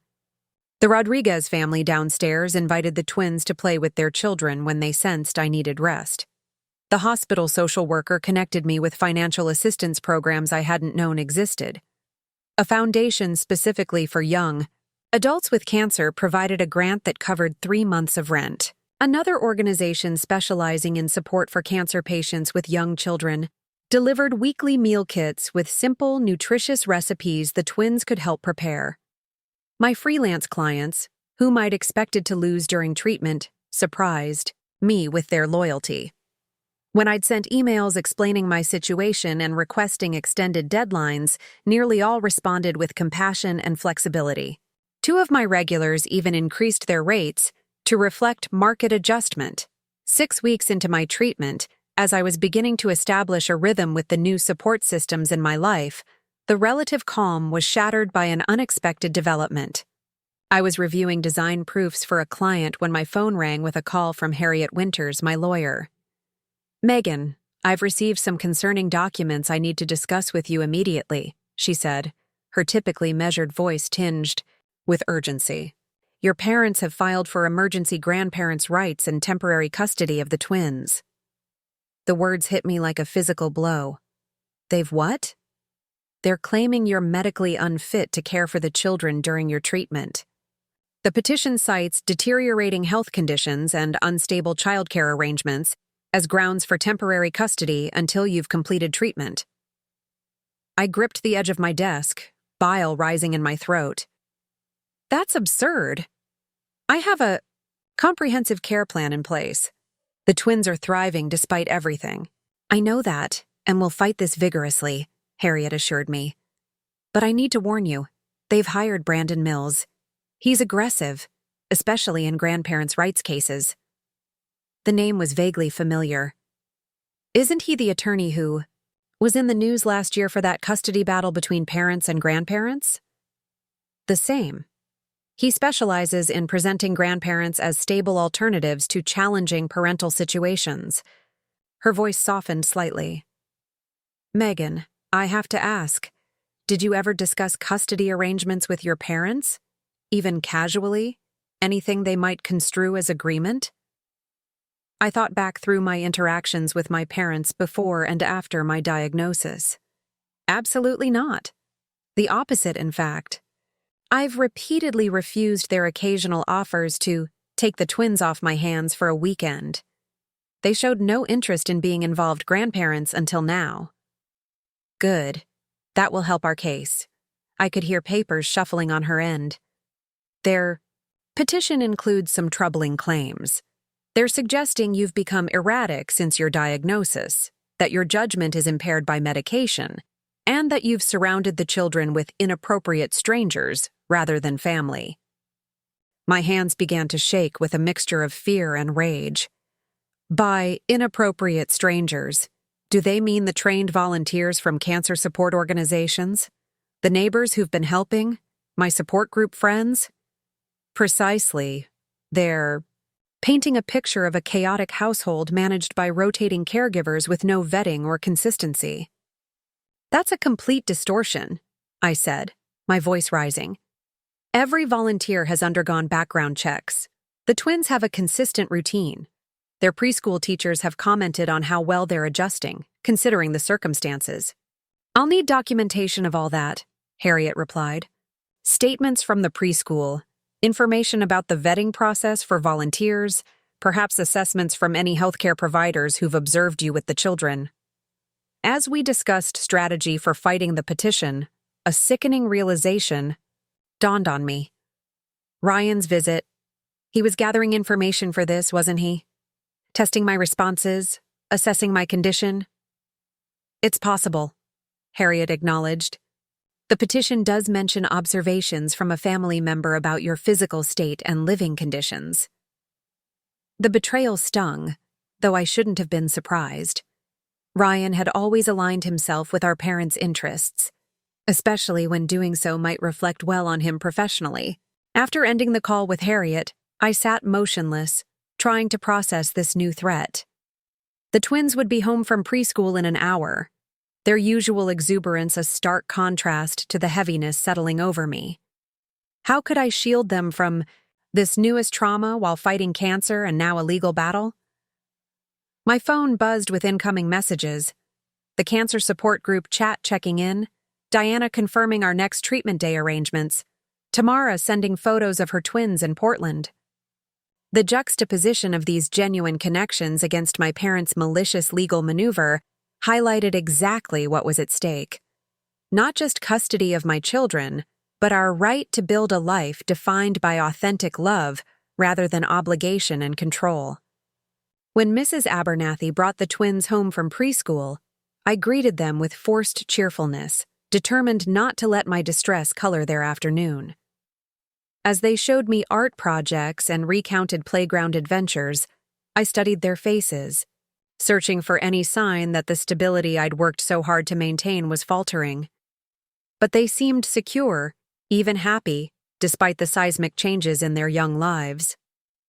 After dinner, while the twins were engrossed in their bedtime story, I called Pauline, needing the perspective of someone who understood my situation intimately. "Custody petition?" she echoed, outrage evident in her voice. "That's low, even for family members who've shown their true colors." "I'm terrified," I admitted. "What if a judge sees a single mother with cancer and decides the twins would be better off with their grandparents? On paper, they look perfect. Financially secure, married for 40 years, a big house with separate bedrooms for the children." "That's not how family court works," Pauline said firmly, "especially not in cases like yours. Judges prioritize parental rights unless there's evidence of actual neglect or abuse. Being sick isn't neglect, and having community support instead of family help isn't dangerous. But the stress of fighting this. I'm already exhausted from treatment. I don't know if I have the strength for a legal battle, too." "You don't have to face it alone," she reminded me. "The same support network that's helping with your treatment can rally around this, too. Let me make some calls." By the following morning, Pauline had mobilized an astonishing response. 3 members of our support group had connections to family court advocates who specialized in protecting parents with medical conditions. A social worker from the hospital offered to provide a formal assessment of my home environment and parenting capacity during treatment. Even my oncologist, Dr. Patel, volunteered to submit a statement about how well I was managing my care plan while maintaining appropriate arrangements for the twins. The court date was set for 3 weeks later, strategically scheduled between my treatment sessions when I would be at my physical strongest. Harriet worked tirelessly to build our case, gathering documentation from every corner of my support system. The preschool director wrote a glowing assessment of the twins' adjustment and my continued engagement as a parent, despite my health challenges. Cancer Care Companions provided records of their volunteer screening process and the consistent scheduling they maintained for the twins. Even Mrs. Abernathy and other neighbors submitted letters testifying to the stable, loving environment I maintained for my children. As the hearing approached, my parents escalated their pressure tactics. They sent a series of emails alternatively threatening and cajoling, suggesting we could work something out without court involvement if I would be reasonable. My father called my remaining freelance clients, introducing himself as my concerned parent and suggesting they might want to reconsider arrangements with someone in my condition. Fortunately, my clients were universally disgusted by this tactic and immediately informed me. Most distressingly, they attempted to visit the twins' preschool, presenting themselves as authorized pickup people despite not being on the approved list. The director, already aware of the situation, politely but firmly turned them away and immediately notified me. The day before the hearing, Ryan appeared at my door unannounced. His expression was a mixture of discomfort and determination as he asked to come in. "I'd rather speak here," I said, remaining in the doorway. The twins were at a special activity day arranged by Cancer Care Companions specifically to give me time to prepare for court. "This has gotten out of hand," Ryan began. "Mom and Dad are genuinely concerned about the twins' welfare. So concerned that they refused to watch them during my treatment and then filed for custody when I found alternative arrangements." He shifted uncomfortably. "They regret their initial response. They weren't thinking clearly. And now they are? Now that they've hired an aggressive attorney, tried to undermine my livelihood, and attempted to remove my children from school without authorization. They're worried," he insisted. "Your cancer is serious, Megan. What happens to the twins if I die?" I finished bluntly. "I've made arrangements with Tamara and Dave in Portland. They're named as guardians in my will, which has been properly executed and filed." This clearly surprised him. "You've named friends as guardians over family?" "Friends who have been there for me consistently? Yes. Over family who see my children as inconveniences until they can be used as leverage." Ryan's professional facade cracked slightly. "That's not fair, isn't it? When did you last spend any meaningful time with Ellie and Noah? Do you even know which one is allergic to strawberries? Which one sleeps with a nightlight? What their favorite books are?" His silence was answer enough. "This isn't about the twins' welfare," I continued. "It's about control and money. Mom and Dad are furious that I stopped financing their retirement to pay for my cancer treatment. They're using my children as pawns to punish me and potentially gain access to any insurance money or assets if something happens to me." "That's a serious accusation," Ryan said stiffly. "It's the truth. And I suspect you know it, which makes your participation in this even more disappointing." He looked away, unable to meet my gaze. "They're our parents. They raised us. They raised us to feel perpetually indebted to them for doing the bare minimum," I corrected. "I'm breaking that cycle with my children." After a moment of uncomfortable silence, Ryan reached into his briefcase and withdrew a manila envelope. "I came to give you this. It's their settlement offer." I didn't take it. "There's nothing to settle. They have no case. You should review it anyway. Going to court tomorrow will be stressful for everyone. This offers a compromise." "What kind of compromise?" He hesitated. "They'll withdraw the custody petition if you agree to structured visitation rights and resume financial support at a reduced level, $1,000 monthly instead of the previous amount." The audacity was breathtaking.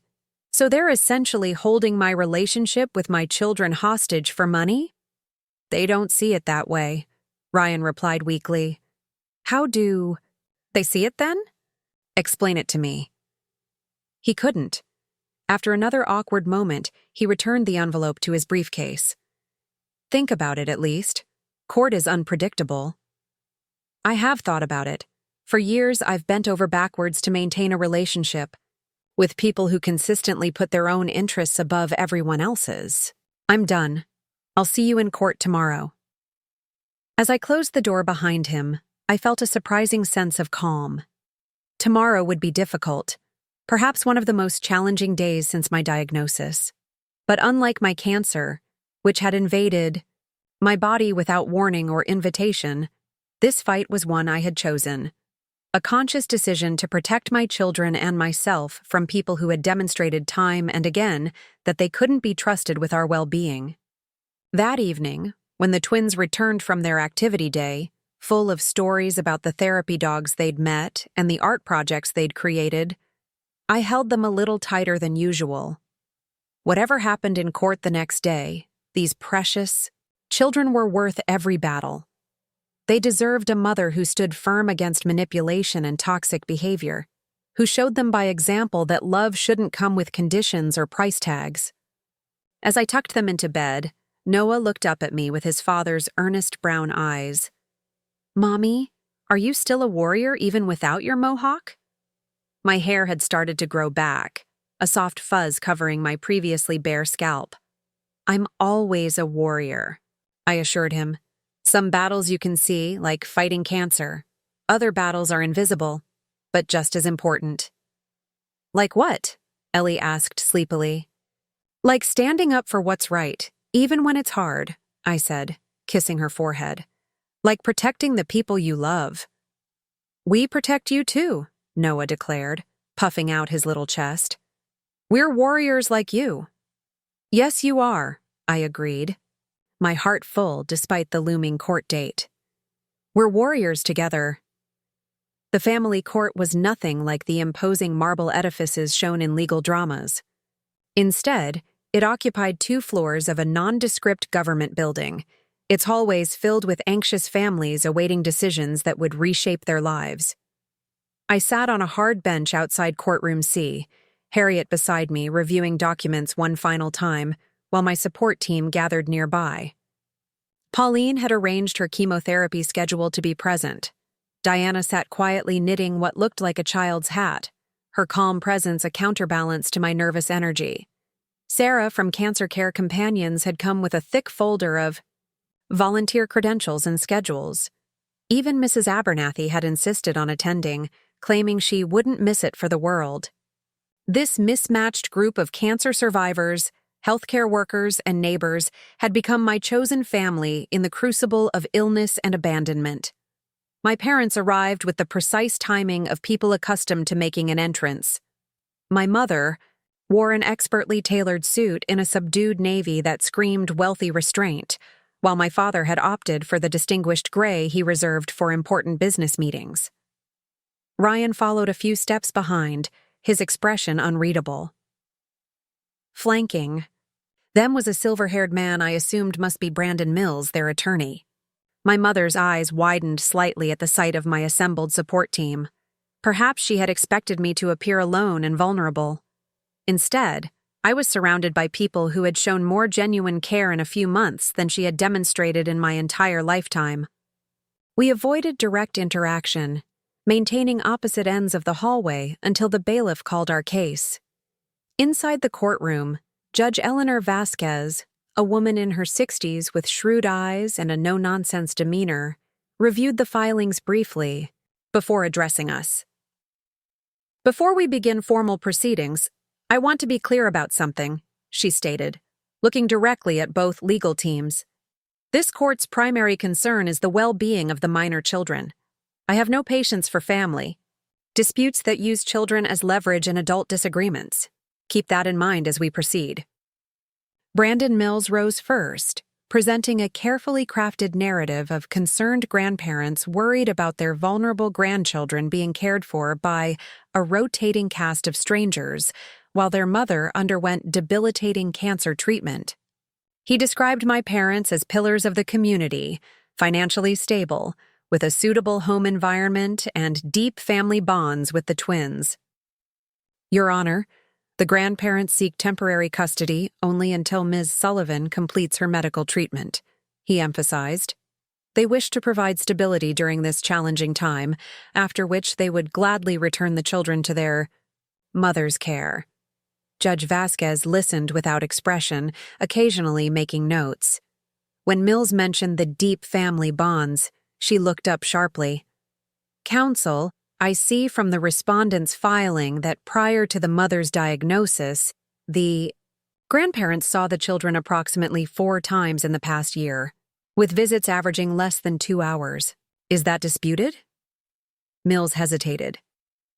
Your Honor, the limited visitation was due to geographical distance and scheduling conflicts, not lack of interest. The parties have lived in the same city for the past 6 months, correct? Yes, Your Honor, but... And these scheduling conflicts, they persisted even after the cancer diagnosis? My clients had certain commitments that were difficult to rearrange, Mills admitted reluctantly. Judge Vasquez made another note. Proceed.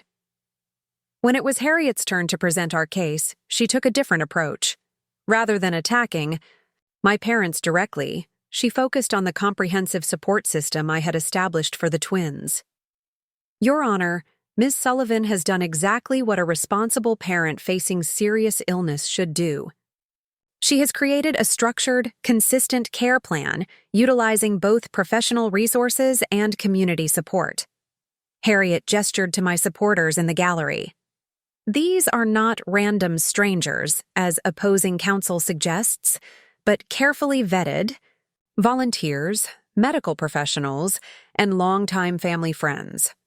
She submitted the documentation we had gathered, statements from the preschool, volunteer credentials from cancer care companions, assessments from healthcare providers who had observed my parenting during treatment. Furthermore, Harriet continued, Mrs. Sullivan has maintained her work as a freelance graphic designer throughout treatment, ensuring financial stability for her family. The children are thriving in their current arrangement, as confirmed by their preschool teachers and pediatrician. When the judge asked about my parents' claim that they had previously provided significant support, Harriet was ready with bank statements showing the financial assistance had flowed in the opposite direction, from me to them, for the past 3 years. Ms. Sullivan supported her parents' early retirement with monthly payments of $2,200, which she continued even after her husband's death left her as a single mother. It was only when her cancer diagnosis created medical expenses that she redirected these funds to her own family's needs. The revelation seemed to surprise Judge Vasquez. She turned to Mills. Counsel, did your clients disclose this financial arrangement in their petition?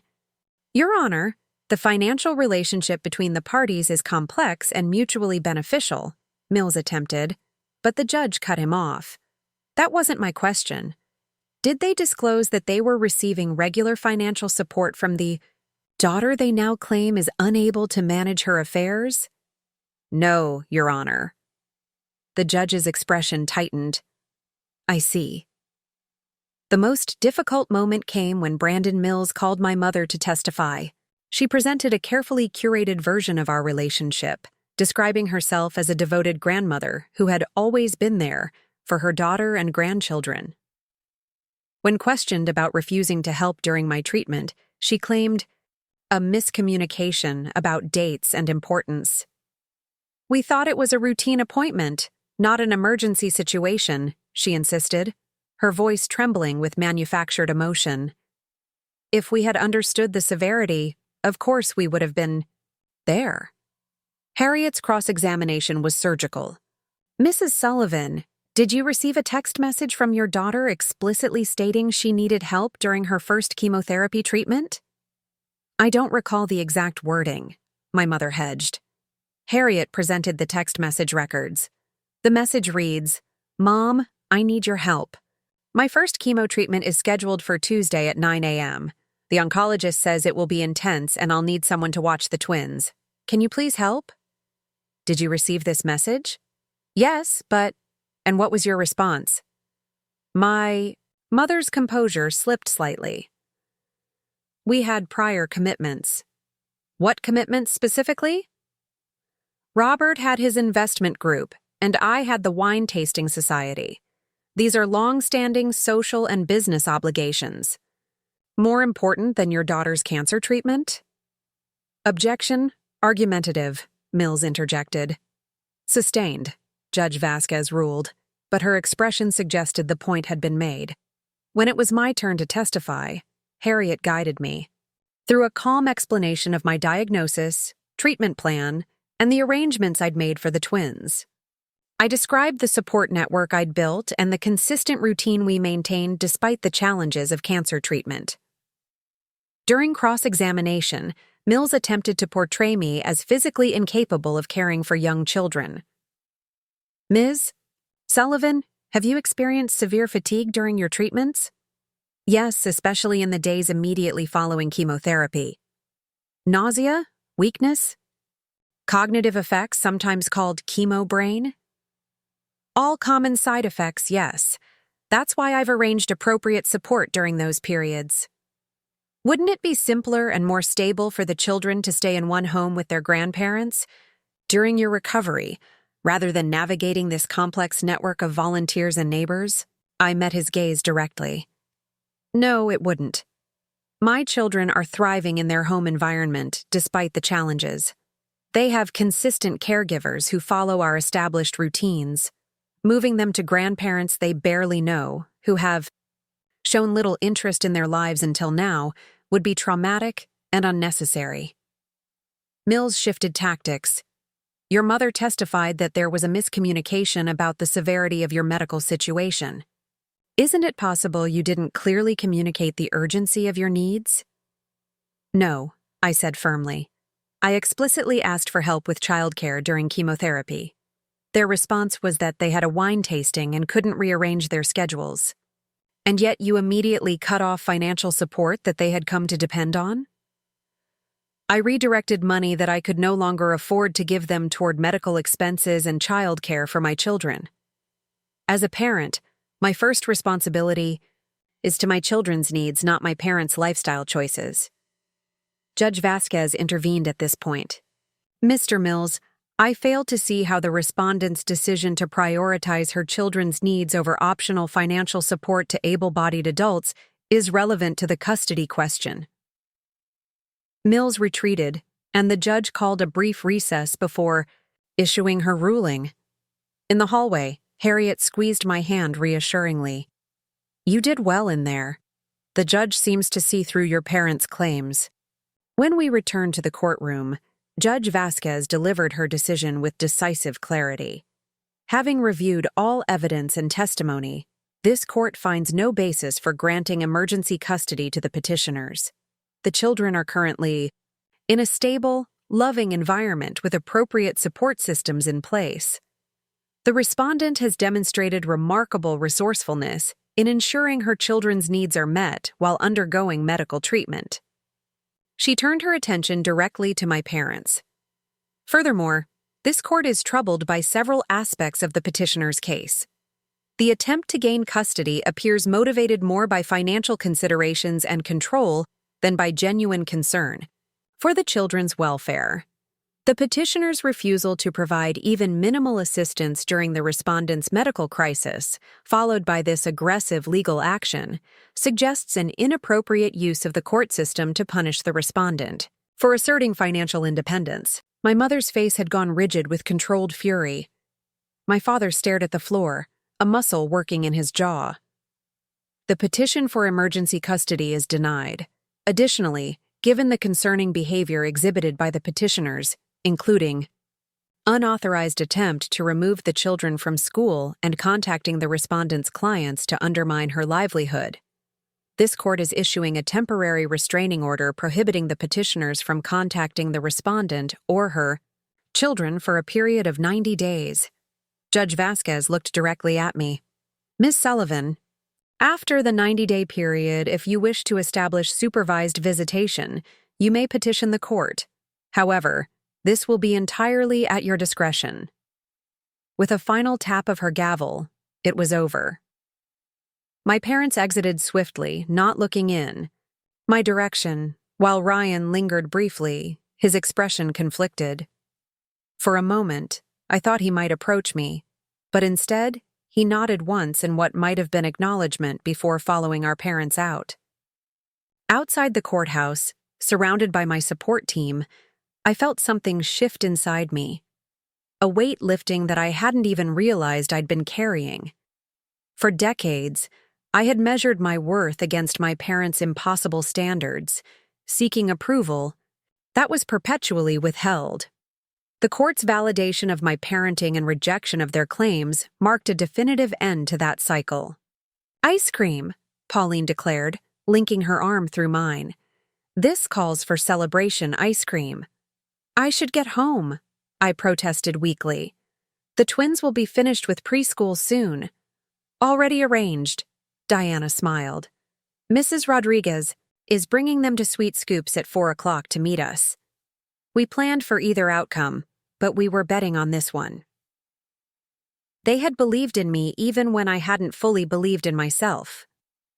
At the ice cream parlor, watching the twins devour chocolate sundaes while chattering excitedly with the various members of our unconventional family, I felt a profound sense of gratitude. Cancer had taken much from me. My health, my energy, my hair, my sense of invulnerability. But it had also stripped away pretense and pretending, forcing me to distinguish between relationships based on obligation and those founded on genuine care. The most surprising transformation wasn't physical, but emotional. For the first time in my adult life, I felt truly liberated from the need to earn my parents' approval. Their rejection, which had once seemed like my greatest failure, now revealed itself as a doorway to authentic connection with people who accepted me exactly as I was. Cancer, struggles, imperfections, and all.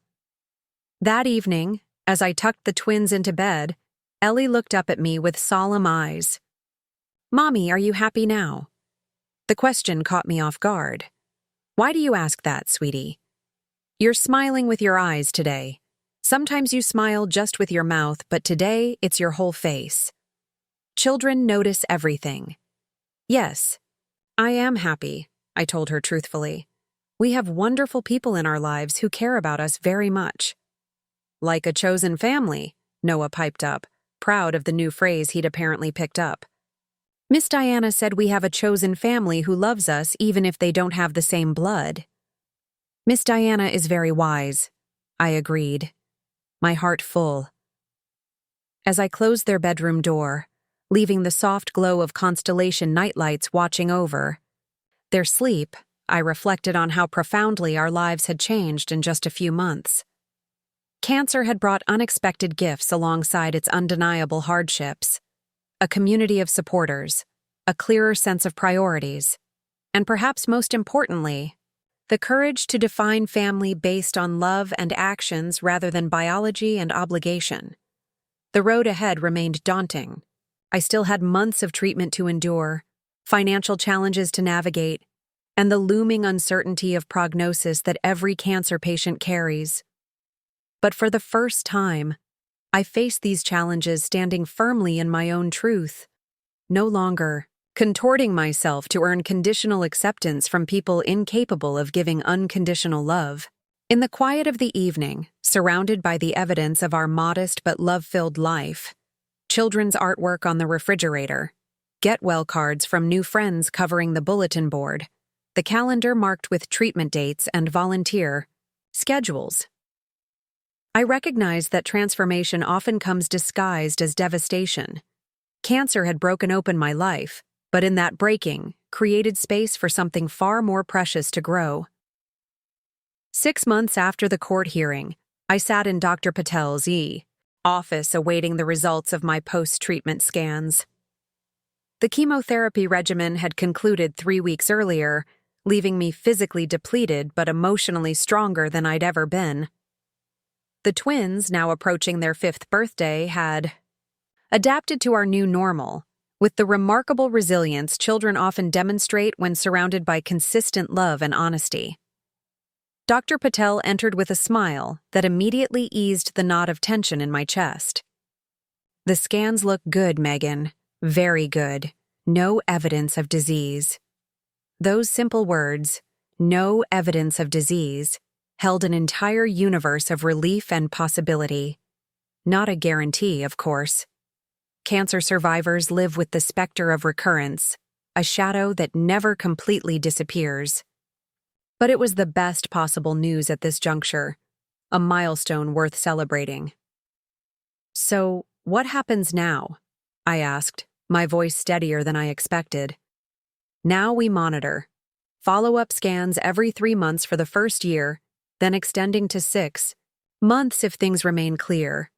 You'll continue hormone therapy for 5 years given your cancer type, but the intensive treatment phase is behind you." Behind me. The phrase resonated as I left the hospital, blinking in the bright autumn sunshine. So much lay behind me now. Not just chemotherapy, but also the exhausting dance of seeking approval from people who viewed love as a transaction rather than a gift.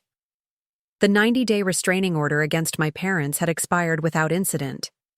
They had made no attempt to contact me or the twins once the court ruled against them. Through mutual acquaintances, I heard they had sold their townhouse and relocated to Florida, ostensibly for my father's arthritis, but more likely to escape the social embarrassment of losing the court case. My brother Ryan had sent a terse email, congratulating me on completing treatment, but made no mention of repairing our relationship or maintaining contact with his niece and nephew. Their absence created space for genuine connections to flourish. Pauline's cancer support group had become a cornerstone of my social life, offering understanding that even well-meaning friends without cancer experience couldn't provide. The twins had blossomed in the embrace of our chosen family, developing attachments to consistent caregivers like Diana, Katie, and Mrs. Abernathy, who continued to be present in our lives even after my treatment ended. Most surprisingly, I had developed a close friendship with Sarah from Cancer Care Companions. Our relationship had evolved from professional coordination to personal connection as we discovered shared interests in photography and hiking. She had invited the twins and me on weekend nature walks when my energy permitted, documenting our adventures with her professional camera. These outings became healing rituals, connecting us to a world beyond cancer and family drama. To celebrate the good scan results, I organized a small gathering in our apartment. Not a cancer-free party, a term that felt tempting fate, but a gratitude celebration, acknowledging everyone who had helped us through the darkest months. The twins enthusiastically created decorations, their art skills having flourished under the tutelage of Tanya from the support group, who had introduced them to new techniques during her childcare shifts. As our guests arrived bearing potluck, dishes, and small gifts, I was struck by how this assortment of people, once strangers brought together by crisis, had become integral to our lives. The twins moved comfortably among them, sharing stories and seeking attention with the ease of children who feel securely attached to their community. "You've created something beautiful here," Diana observed, watching the twins demonstrate a complicated handshake ritual they had developed with Mr. Rodriguez's son. Not many people could turn cancer and family rejection into this. "I had help," I reminded her, gesturing to the room full of supporters. "Yes, but you were open to accepting it," she countered. "That's rarer than you might think. Many people in your situation would have either retreated into isolation or capitulated to their parents' demands just to avoid conflict." Her observation gave me pause. The Megan of a year ago might indeed have done exactly that, sacrificed her autonomy and her children's emotional well-being to maintain a superficial peace with her parents. Cancer had forced me to recognize what truly mattered, burning away, the chaff of obligation and appearance to reveal the essential core of authentic connection. Later that evening, after our guests had departed and the twins were tucked into bed, I sat on our small balcony, watching the city lights flicker against the darkening sky. My phone buzzed with an unexpected notification, an email from my aunt, Patricia, My mother's sister, whom I hadn't heard from since before the court case. Megan, it began simply, I owe you an apology for not reaching out sooner. Your mother informed the family that contact with you was legally prohibited. But I recently learned from a mutual acquaintance that this was not entirely truthful. More importantly, I heard about your completed treatment, congratulations, and wanted to connect. The email continued, explaining that Aunt Patricia had experienced her own falling out with my mother years earlier, but had maintained limited contact for family harmony.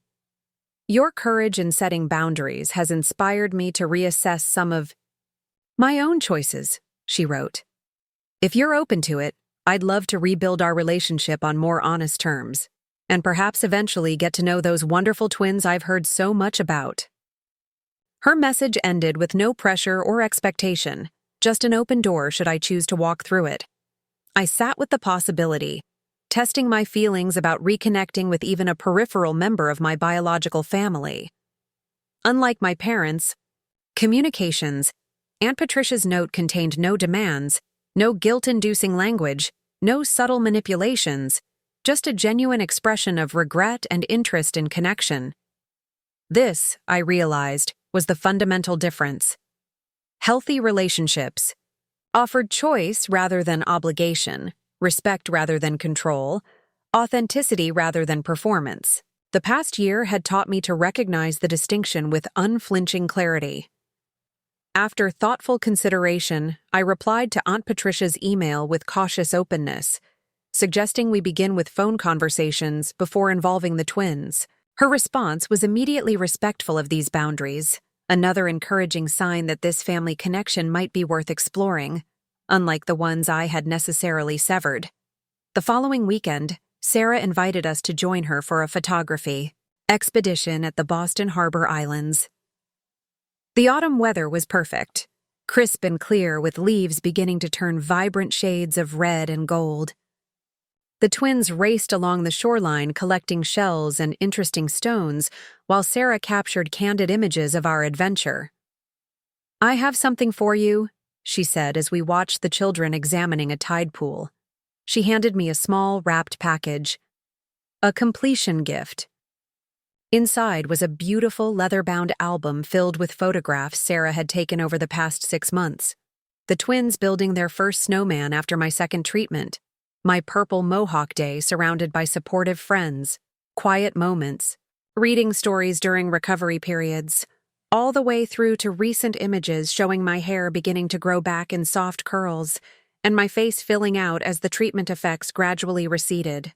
The final page held a photograph I didn't remember being taken. It showed me from behind, standing at the courthouse steps after the custody hearing, surrounded by my support team. My posture was straight, my head held high despite my thin frame, and the colorful scarf covering my bald head.